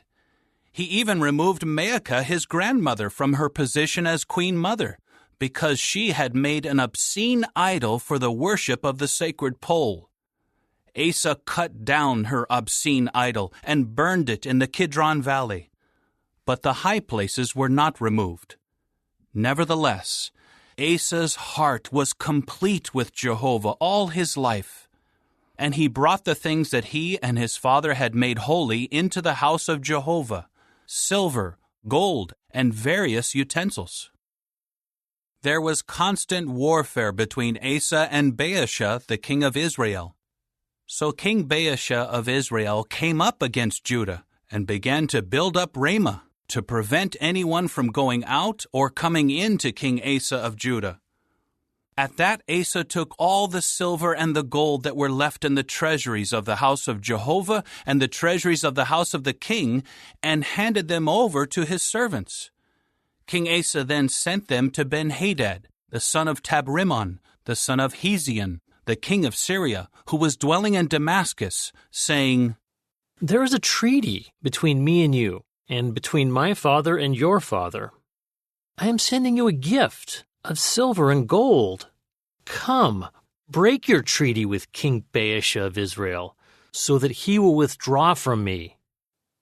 Ben-Hadad listened to King Asa and sent the chiefs of his armies against the cities of Israel. And they struck down Ijon, Dan, Abel-Beth-Maacah, all Kinnereth, and all the land of Naphtali. When Baasha heard of it, he immediately quit building Ramah and continued dwelling in Tirzah. King Asa then summoned all Judah. No one was exempt, and they carried off the stones and timbers of Ramah that Baasha had been building with. And with them, King Asa built up Geba in Benjamin and Mizpah. As for all the rest of the history of Asa, all his mightiness, and all that he did, and the cities that he built, is it not written in the book of the history of the times of the kings of Judah?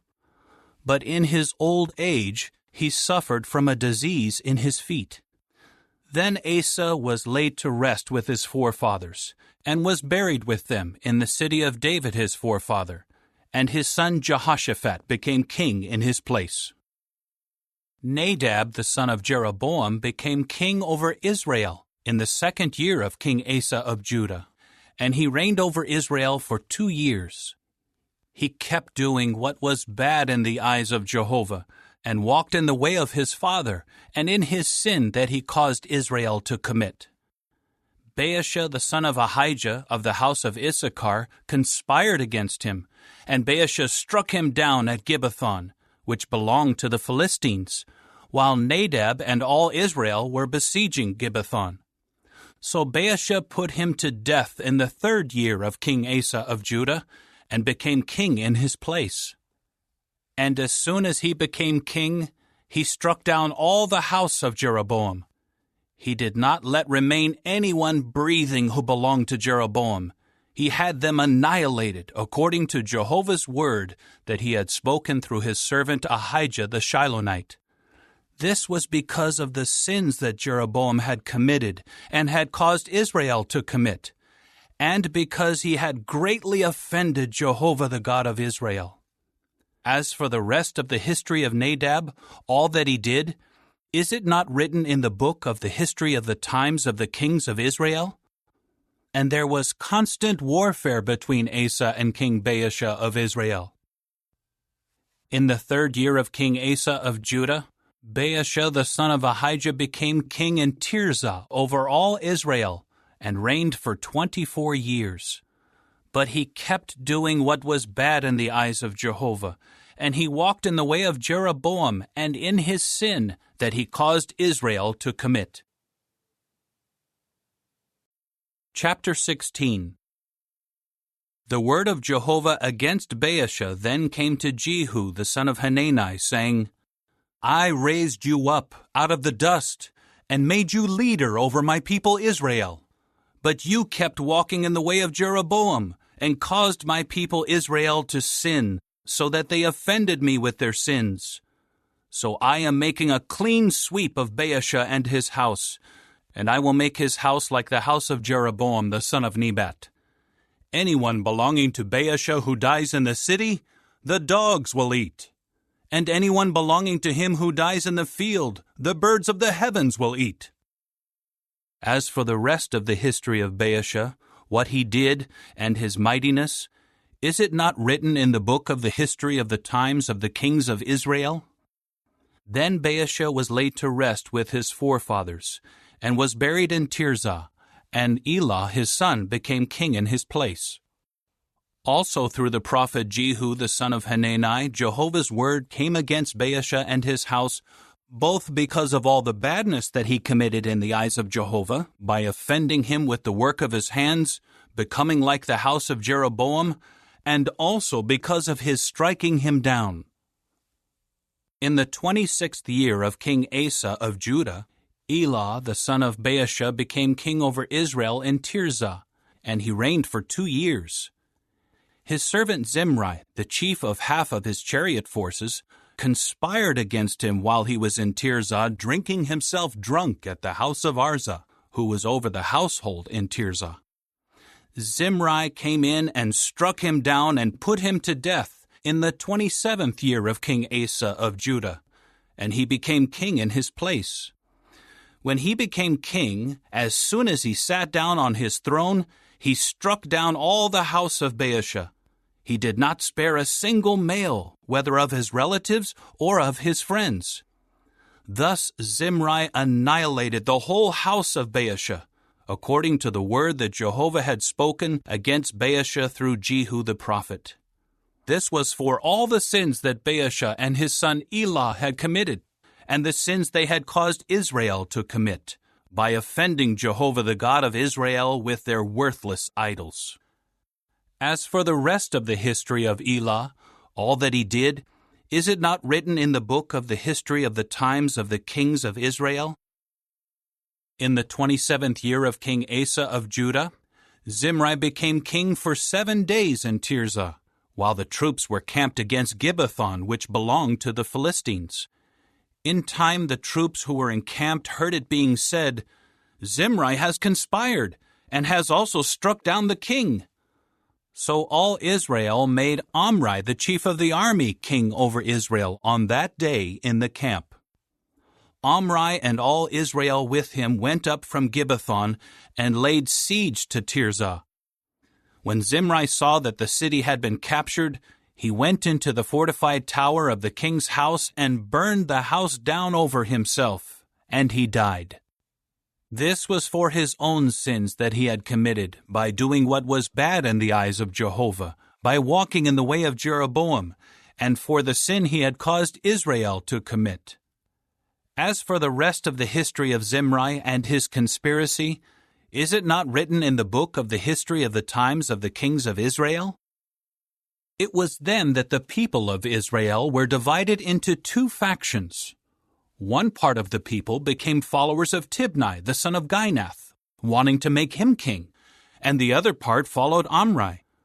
But the people who were following Omri prevailed over the people following Tibni, the son of Ginath. So Tibni died, and Omri became king. In the 31st year of King Asa of Judah, Omri became king over Israel, and he reigned for 12 years. In Tirzah he reigned for 6 years. He bought the mountain of Samaria from Shemer for 2 talents of silver, and he built a city on the mountain. He named the city that he built Samaria after Shemer, the owner of the mountain. Omri kept doing what was bad in the eyes of Jehovah, and he was worse than all who were prior to him. He walked in all the ways of Jeroboam the son of Nebat, and in the sin he had caused Israel to commit, by offending Jehovah the God of Israel with their worthless idols. As for the rest of the history of Omri, what he did and his mighty exploits, is it not written in the book of the history of the times of the kings of Israel? Then Omri was laid to rest with his forefathers, and was buried in Samaria, and his son Ahab became king in his place. Ahab the son of Omri became king over Israel in the 38th year of King Asa of Judah, and Ahab the son of Omri reigned over Israel in Samaria for 22 years. Ahab the son of Omri was worse in the eyes of Jehovah than all those who were prior to him. As if it were a trivial thing for him to walk in the sins of Jeroboam the son of Nebat, he also took as wife Jezebel, the daughter of Ethbaal, the king of the Sidonians, and began to serve Baal and to bow down to him. Further, he set up an altar to Baal at the house of Baal that he built in Samaria. Ahab also made the sacred pole. Ahab did more to offend Jehovah the God of Israel than all the kings of Israel prior to him. In his days, Hiel the Bethelite rebuilt Jericho. At the cost of Abiram his firstborn he laid its foundation, and at the cost of Segub his youngest he put up its doors, according to the word of Jehovah spoken through Joshua the son of Nun. Chapter 17. Now Elijah the Tishbite, an inhabitant of Gilead, said to Ahab, As surely as Jehovah, the God of Israel whom I serve, is living, during these years there will be no dew or rain, except by my word. The word of Jehovah came to him, saying, Leave here, and turn eastward, and hide at the valley of Cherith, east of the Jordan. You should drink from the stream, and I will command the ravens to supply you food there. He immediately went and did according to the word of Jehovah. He went and stayed by the valley of Cherith, east of the Jordan. And the ravens were bringing him bread and meat in the morning, and bread and meat in the evening, and he drank from the stream. But after some days, the stream ran dry, because there was no rain in the land. The word of Jehovah then came to him, Rise up, go to Zarephath, which belongs to Sidon, and stay there. Look, I will command a widow there to supply you with food. So he rose up and went to Zarephath. When he came to the entrance of the city, there was a widow gathering pieces of wood. So he called to her and said, Please, bring me a little water in a cup, so that I may drink. As she went to get it, he called to her, Please, bring me a piece of bread in your hand. At this she said, As surely as Jehovah your God is living, I have no bread, only a handful of flour in the large jar, and a little oil in the small jar. Now I am gathering a few pieces of wood, and I will go in and make something for me and my son. After we have eaten, we will die. Then Elijah said to her, Do not be afraid. Go in and do as you said. But first, make me a small round loaf of bread with what is there, and bring it out to me. Then you can make something afterward for you and your son. For this is what Jehovah, the God of Israel, says. The large jar of flour will not run out, and the small jar of oil will not run dry, until the day Jehovah makes it rain on the surface of the ground. So she went and did as Elijah said, and she, together with him and her household, ate for many days. The large jar of flour did not run out, and the small jar of oil did not run dry, according to Jehovah's word that he had spoken through Elijah. After these things, the son of the woman who owned the house fell sick, and his sickness became so severe that he stopped breathing. At this she said to Elijah, "What do you have against me, O man of the true God? Have you come to remind me of my guilt and to put my son to death?"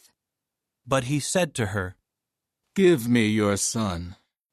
Then he took him from her arms and carried him up to the roof chamber where he was staying, and he laid him on his own bed. He called out to Jehovah, "O Jehovah my God, are you also bringing harm to the widow with whom I am staying by putting her son to death?" Then he stretched himself out over the child 3 times and called out to Jehovah, "O Jehovah my God, please, let this child's life come back into him." Jehovah listened to Elijah's request, and the life of the child came back into him, and he revived. Elijah took the child and brought him down from the roof chamber into the house and gave him to his mother. And Elijah said, "See, your son is alive." At that the woman said to Elijah, "Now I know that you truly are a man of God, and that Jehovah's word in your mouth is truth." Chapter 18. After some time, in the 3rd year, Jehovah's word came to Elijah, saying, "Go, present yourself to Ahab, and I will send rain on the surface of the ground." So Elijah went to present himself to Ahab while the famine was severe in Samaria. Meanwhile, Ahab called Obadiah, who was over the household. Now Obadiah greatly feared Jehovah, and when Jezebel was doing away with Jehovah's prophets, Obadiah took 100 prophets and hid them 50 to a cave, and he supplied them with bread and water. Ahab then said to Obadiah, "Go through the land to all the springs of water and to all the valleys. Perhaps we can find enough grass to keep the horses and mules alive, and not have all our animals die." So they divided between themselves the land they were going to pass through. Ahab went alone by one way, and Obadiah went alone by another way.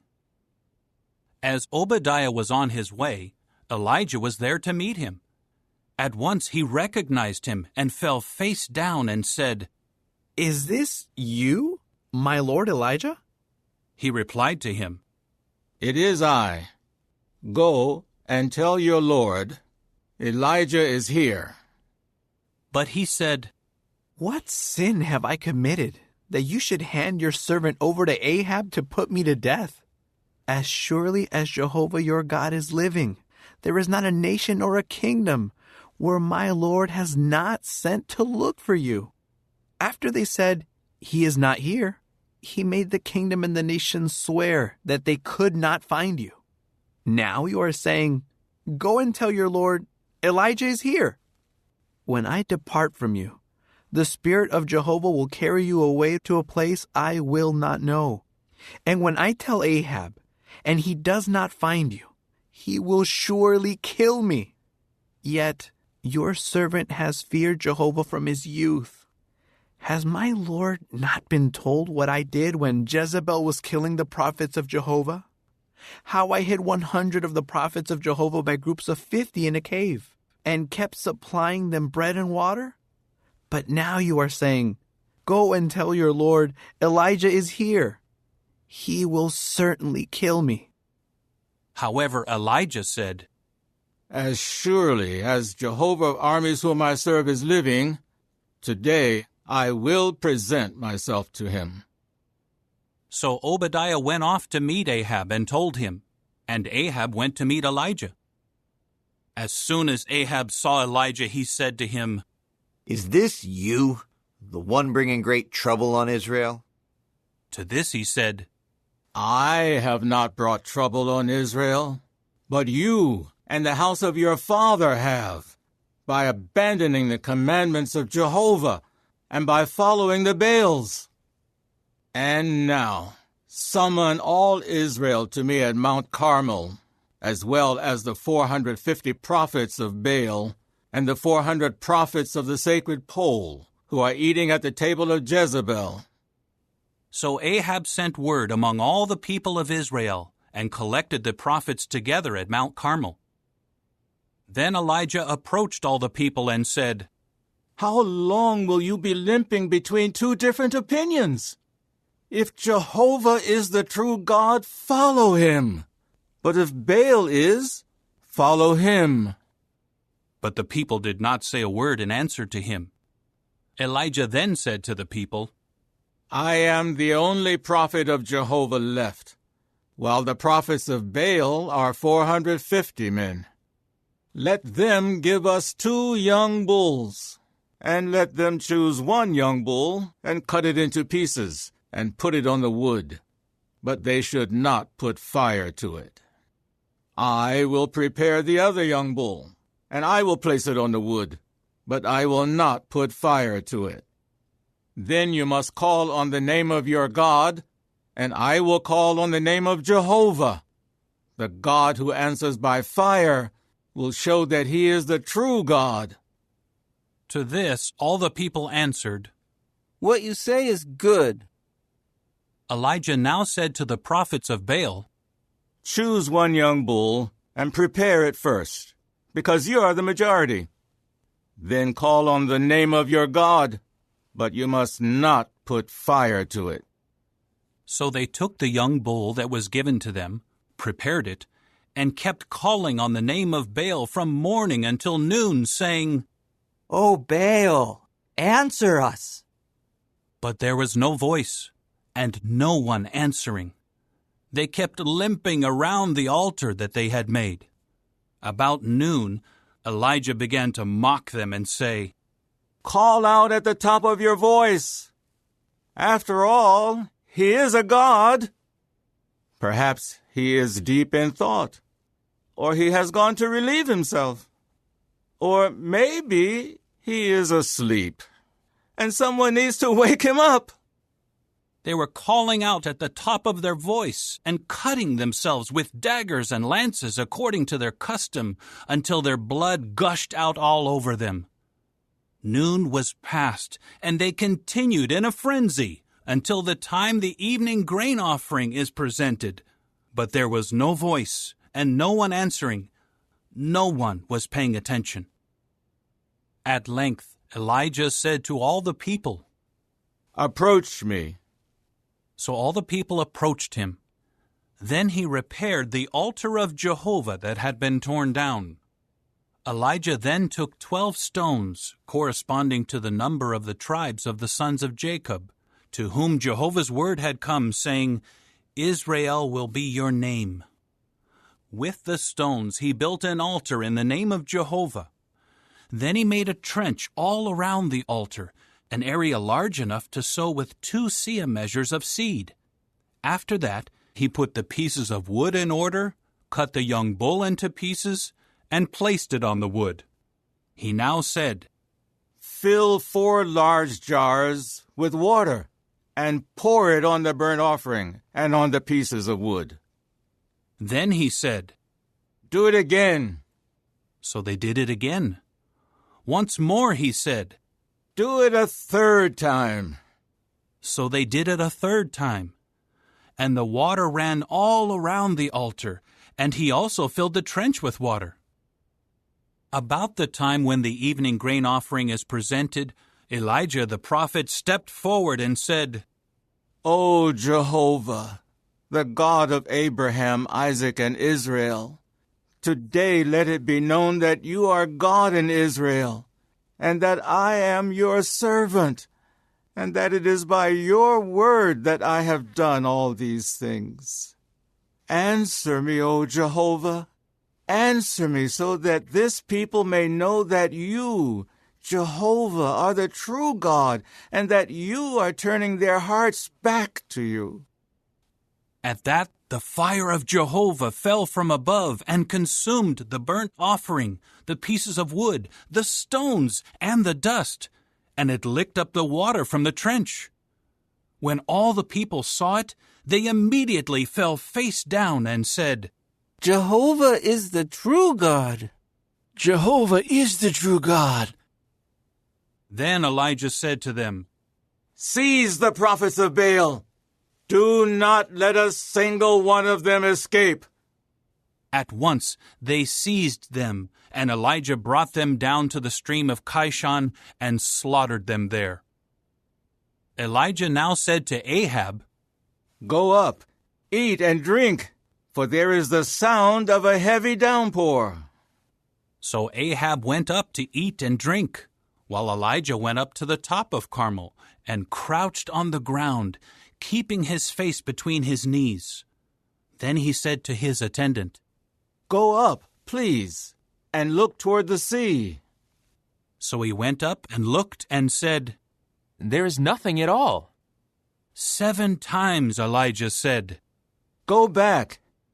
The 7th time his attendant said, Look, there is a small cloud, like a man's hand, ascending out of the sea. He now said, Go, say to Ahab, hitch up the chariot.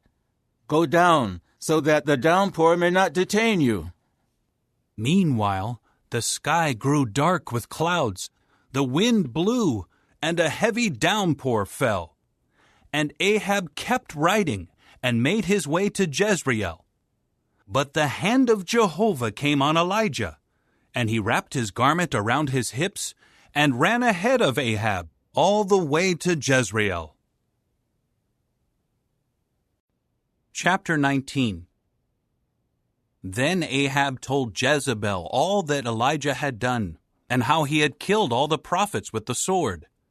At that Jezebel sent a messenger to Elijah, saying, So may the gods do to me and add to it, if by this time tomorrow I do not make you like each one of them. At that he became afraid, so he got up and ran for his life. He came to Beersheba, which belongs to Judah, and he left his attendant there. He went a day's journey into the wilderness, and came and sat down under a broom tree, and he asked that he might die. He said, It is enough. Now, O Jehovah, take my life away, for I am no better than my forefathers. Then he lay down and fell asleep under the broom tree.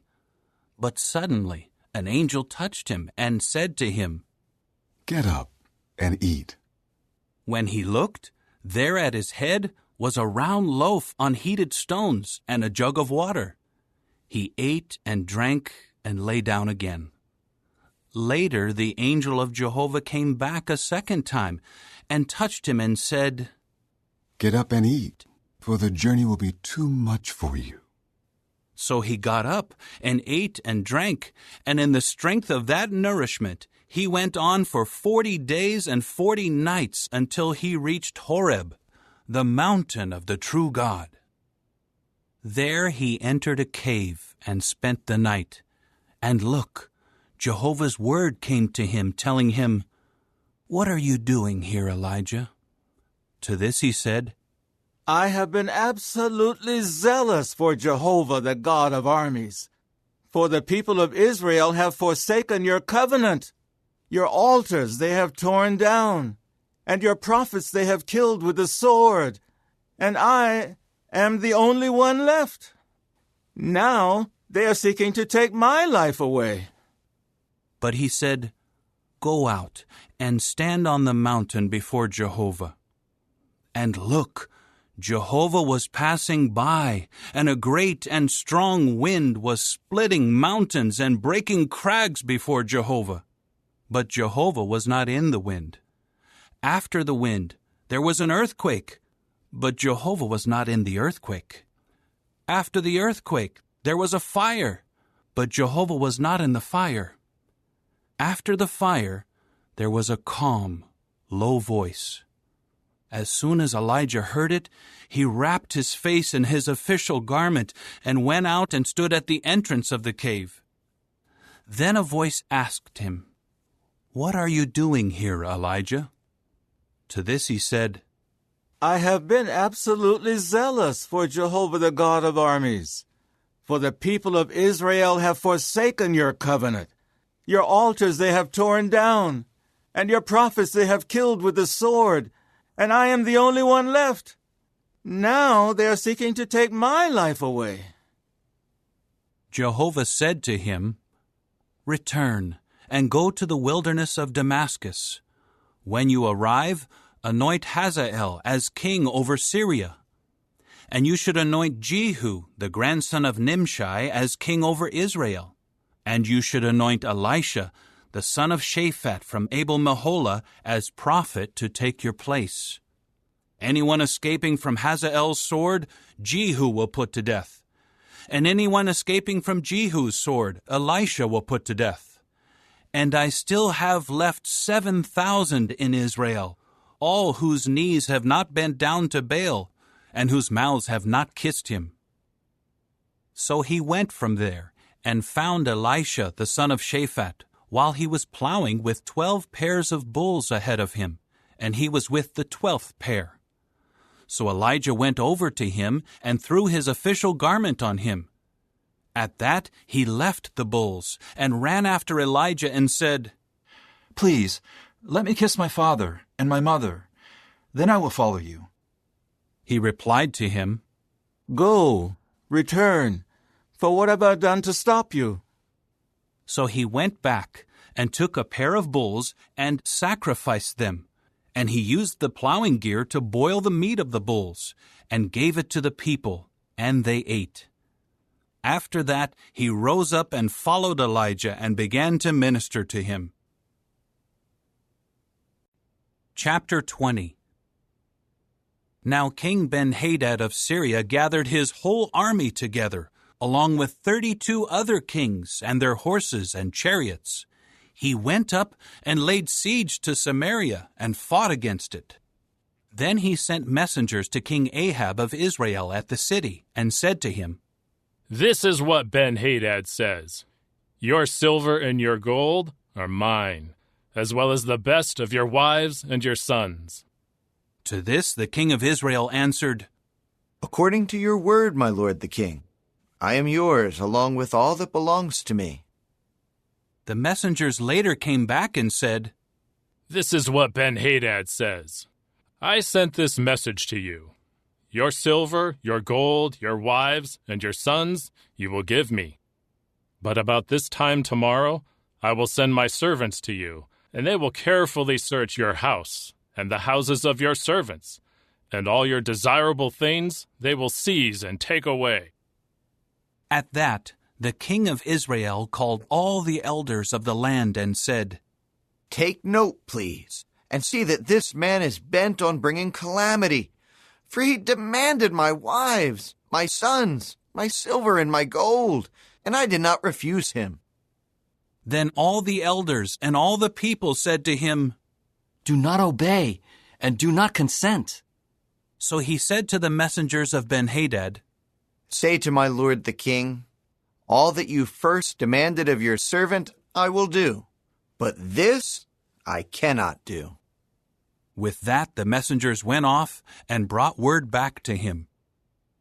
Ben-Hadad now sent him this message: "So may the gods do to me, and add to it, if there is enough dust in Samaria to give each of the people following me a handful."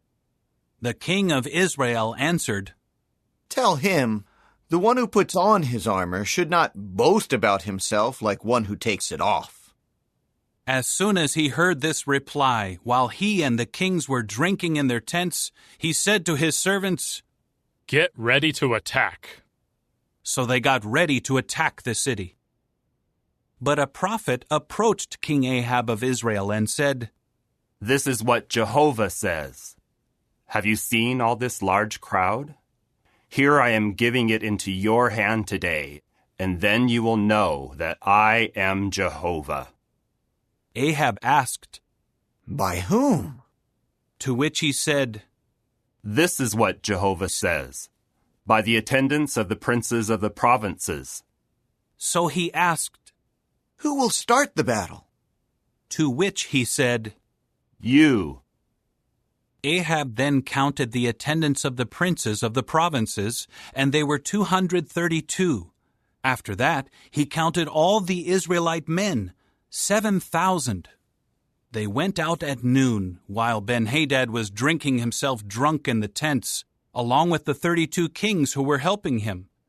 When the attendants of the princes of the provinces came out first, Ben-Hadad at once sent messengers. They reported to him, Men have come out from Samaria. At that he said, If they have come out for peace, take them alive. Or if they have come out for battle, you should still take them alive. But when these came out of the city, the attendants of the princes of the provinces and the armies that were following them, each one struck down his opponent. Then the Syrians fled, and Israel pursued them. But King Ben-Hadad of Syria escaped on a horse with some of the horsemen. But the king of Israel went out and kept striking down the horses and the chariots, and he inflicted a great defeat on the Syrians. Later the prophet approached the king of Israel and said to him, Go, strengthen yourself, and consider what you are going to do. For at the start of the next year, the king of Syria will come up against you. Now the servants of the king of Syria said to him, Their God is a God of mountains. That is why they overpowered us. But if we fight against them on level land, we will overpower them. Also do this. Remove all the kings from their places and replace them with governors. Then gather an army equal to the army you lost, horse for horse and chariot for chariot. Let us fight against them on level land, and we will surely overpower them. So he listened to their advice and did just that. At the start of the year, Ben-Hadad mustered the Syrians and went up to Aphek for battle against Israel. The people of Israel were also mustered and supplied, and they went out to meet them. When the people of Israel camped in front of them, they were like 2 tiny flocks of goats, while the Syrians filled the whole land. Then the man of the true God approached the king of Israel and said, This is what Jehovah says. Because the Syrians have said, Jehovah is a God of mountains, and he is not a God of plains, I will give all this large crowd into your hand, and you will certainly know that I am Jehovah. They remained encamped opposite each other for 7 days, and on the 7th day the battle began.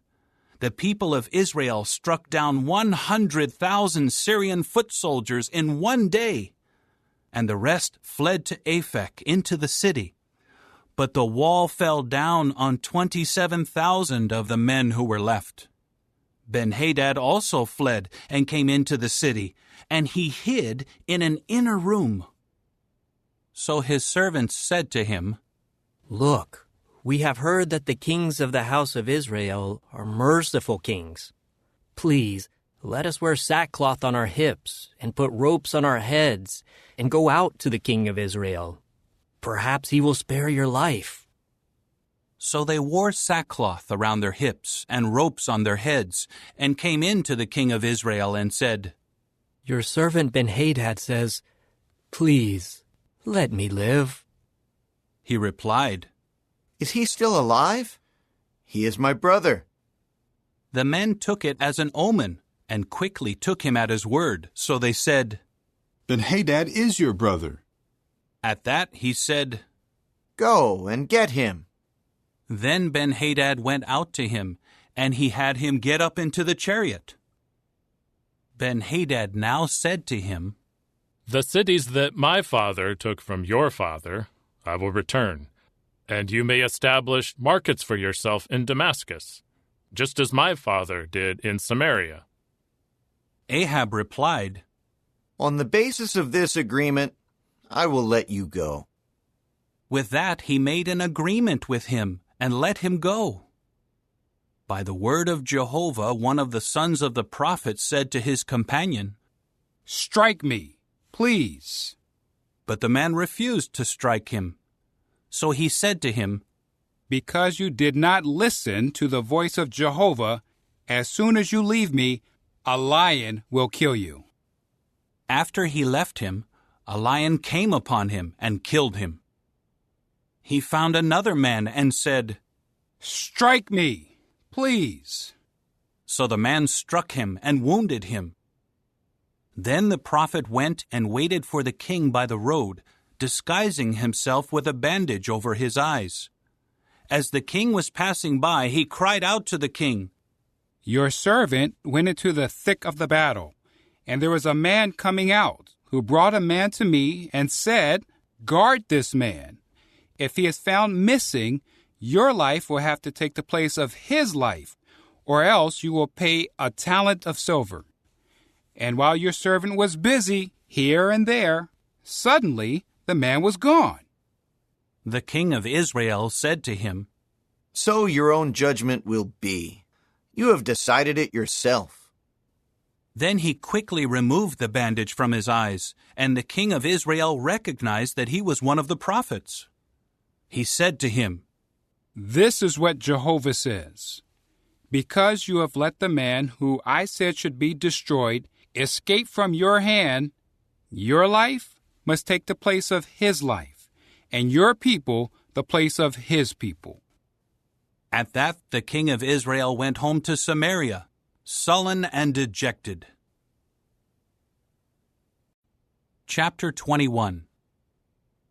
After these things, an incident took place concerning a vineyard that belonged to Naboth the Jezreelite. It was in Jezreel, next to the palace of Ahab, the king of Samaria. Ahab said to Naboth, "Give me your vineyard for me to use as a vegetable garden, for it is near my house. Then I will give you a better vineyard to replace it. Or if you prefer, I will give you its value in money." But Naboth said to Ahab, "It is unthinkable from Jehovah's standpoint for me to give you the inheritance of my forefathers." So Ahab came into his house sullen and dejected over the answer that Naboth the Jezreelite had given him when he said, "I will not give you the inheritance of my forefathers." Then he lay down on his bed, kept his face turned away, and refused to eat.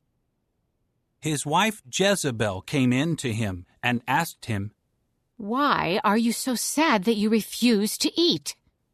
He replied to her, "Because I said to Naboth the Jezreelite, 'Give me your vineyard for money, or if you prefer, let me give you another vineyard to replace it.' But he said, 'I will not give you my vineyard.'"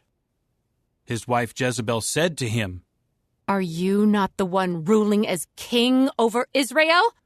Get up, eat something, and let your heart be cheerful. I will give you the vineyard of Naboth the Jezreelite." So she wrote letters in Ahab's name and sealed them with his seal, and sent the letters to the elders and the nobles who lived in Naboth's city. She wrote in the letters, "Proclaim a fast, and have Naboth sit at the head of the people, and have 2 good-for-nothing men sit in front of him and testify against him, saying, 'You have cursed God and the king.' Then bring him out and stone him to death." So the men of his city, the elders and the nobles who lived in his city, did just as was written in the letters that Jezebel sent to them. They proclaimed a fast and had Naboth sit at the head of the people. Then 2 of the good-for-nothing men came in and sat down in front of him and began to testify against Naboth in front of the people, saying, "Naboth has cursed God and the king." After that, they brought him to the outskirts of the city and stoned him to death. They now sent word to Jezebel, saying, "Naboth has been stoned to death." As soon as Jezebel heard that Naboth had been stoned to death, she said to Ahab, "Get up, take possession of the vineyard of Naboth the Jezreelite, which he refused to give you for money, for Naboth is no longer alive. He is dead." As soon as Ahab heard that Naboth was dead, Ahab got up to go down to the vineyard of Naboth the Jezreelite to take possession of it.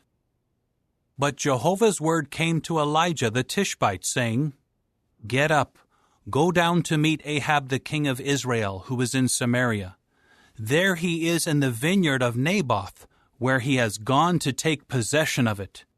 You must tell him, 'This is what Jehovah says. Have you murdered a man and also taken his property?' Then say to him, 'This is what Jehovah says. In the place where the dogs licked up the blood of Naboth, the dogs will lick up your own blood.'" Ahab said to Elijah, "So you have found me, O my enemy."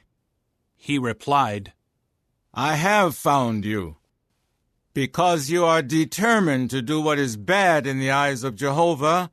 Here I am bringing calamity upon you, and I will make a clean sweep after you, and will annihilate from Ahab every male, including the helpless and weak in Israel. And I will make your house like the house of Jeroboam the son of Nebat, and like the house of Baasha the son of Ahijah, for you have provoked my anger, and have caused Israel to sin. Also, concerning Jezebel, Jehovah has said, 'The dogs will eat up Jezebel in the plot of land of Jezreel.' Anyone belonging to Ahab who dies in the city, the dogs will eat up. And anyone who dies in the field, the birds of the heavens will eat up. Indeed, there has never been anyone like Ahab, who was so determined to do what was bad in the eyes of Jehovah, egged on by his wife Jezebel. He acted in the most detestable way by going after the disgusting idols, just as all the Amorites had done, whom Jehovah drove out from before the Israelites." As soon as Ahab heard these words, he ripped his garments apart and put sackcloth on his body, and he went on a fast and kept lying down in sackcloth and walking despondently. Jehovah's word then came to Elijah the Tishbite, "Have you seen how Ahab has humbled himself on my account? Because he has humbled himself before me, I will not bring the calamity during his lifetime. I will bring the calamity upon his house in the days of his son." Chapter 22. For 3 years there was no war between Syria and Israel. In the 3rd year, King Jehoshaphat of Judah went down to the king of Israel. Then the king of Israel said to his servants, "Do you know that Ramoth-Gilead belongs to us? And yet we are hesitating to take it back from the king of Syria." He then said to Jehoshaphat, "Will you go with me to fight at Ramoth-Gilead?" Jehoshaphat replied to the king of Israel, "I am the same as you. My people are the same as your people. My horses are the same as your horses." But Jehoshaphat said to the king of Israel, "First inquire, please, for the word of Jehovah." So the king of Israel gathered the prophets together, about 400 men, and said to them, "Should I go to war against Ramoth-Gilead, or should I refrain?" They said, "Go up, and Jehovah will give it into the king's hand." Jehoshaphat then said, "Is there not here a prophet of Jehovah? Let us also inquire through him." At that the king of Israel said to Jehoshaphat, "There is still one more man through whom we can inquire of Jehovah, but I hate him, for he never prophesies good things concerning me, only bad. He is Micaiah, the son of Imlah." However, Jehoshaphat said, "The king should not say such a thing." So the king of Israel called a court official and said, "Bring Micaiah, the son of Imlah, quickly." Now the king of Israel and Jehoshaphat the king of Judah were each sitting on his throne, dressed in royal attire, at the threshing floor at the entrance of the gate of Samaria, and all the prophets were prophesying before them. Then Zedekiah, the son of Chenaanah, made for himself iron horns and said, "This is what Jehovah says. With these you will gore the Syrians until you exterminate them." All the other prophets were prophesying the same way, saying, "Go up to Ramoth Gilead, and you will be successful. Jehovah will give it into the king's hand." So the messenger who went to call Micaiah said to him, "Look, the words of the prophets are unanimously favorable to the king.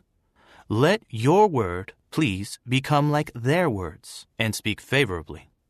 But Micaiah said, "As surely as Jehovah is living, whatever Jehovah says to me is what I will speak."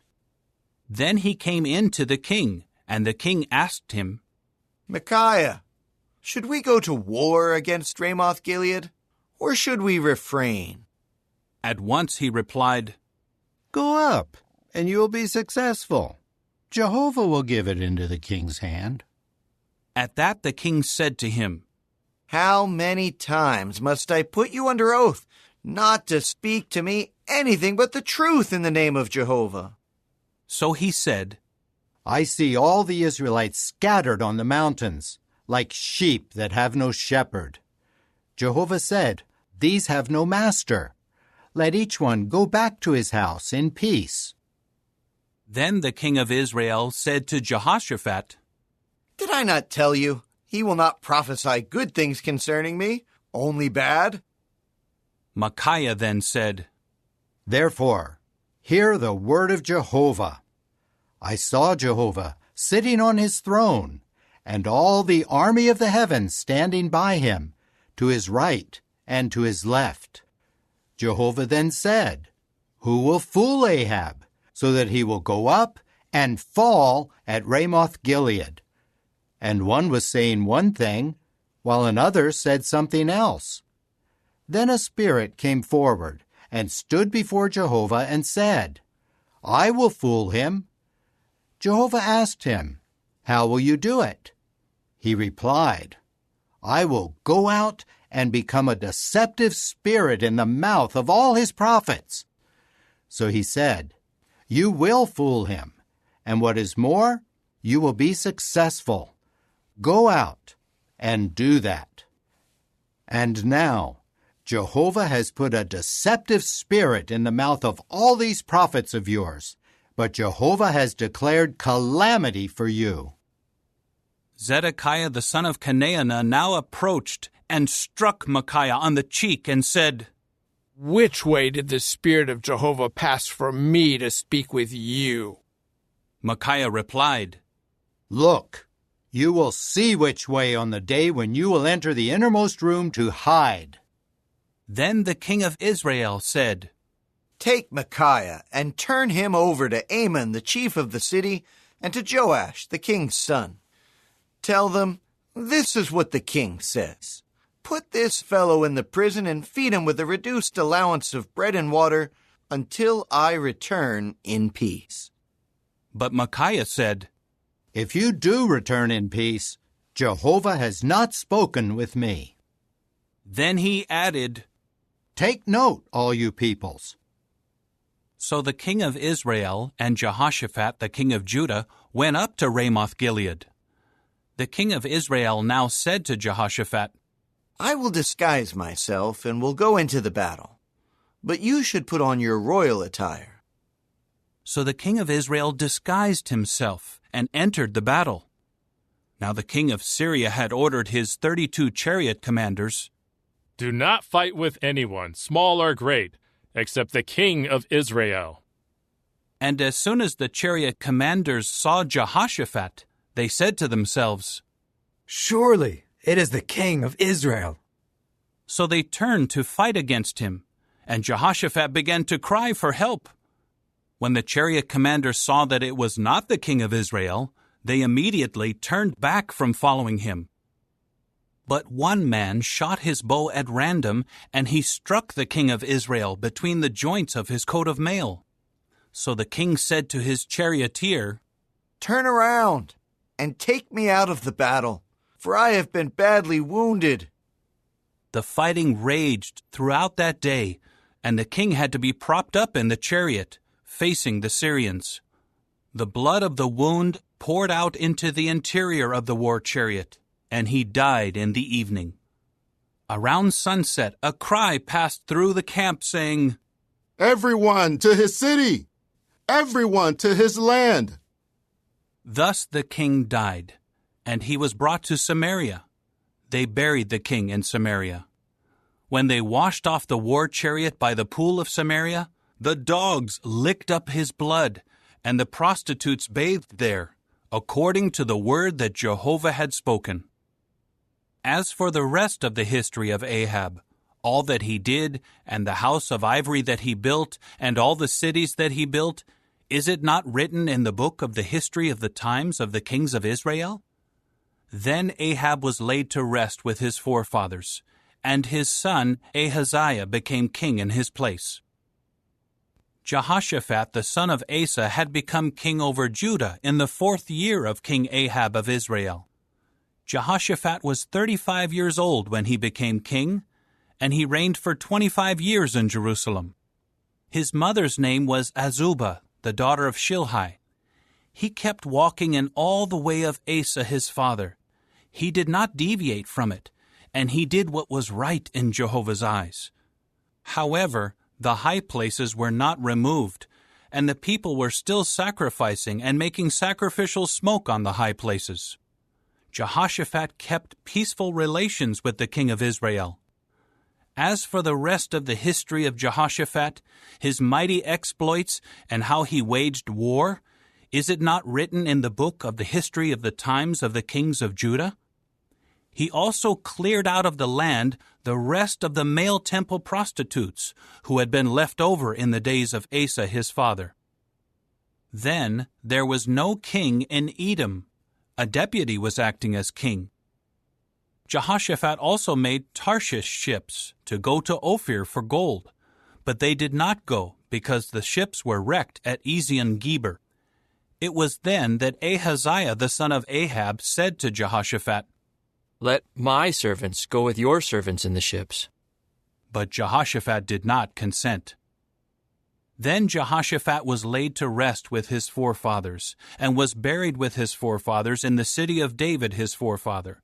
And his son Jehoram became king in his place. Ahaziah the son of Ahab became king over Israel in Samaria in the 17th year of King Jehoshaphat of Judah, and he reigned over Israel for 2 years. And he kept doing what was bad in Jehovah's eyes, and walking in the way of his father and his mother, and in the way of Jeroboam the son of Nebat, who had caused Israel to sin. He continued serving Baal, and bowing down to him, and kept offending Jehovah the God of Israel, just as his father had done.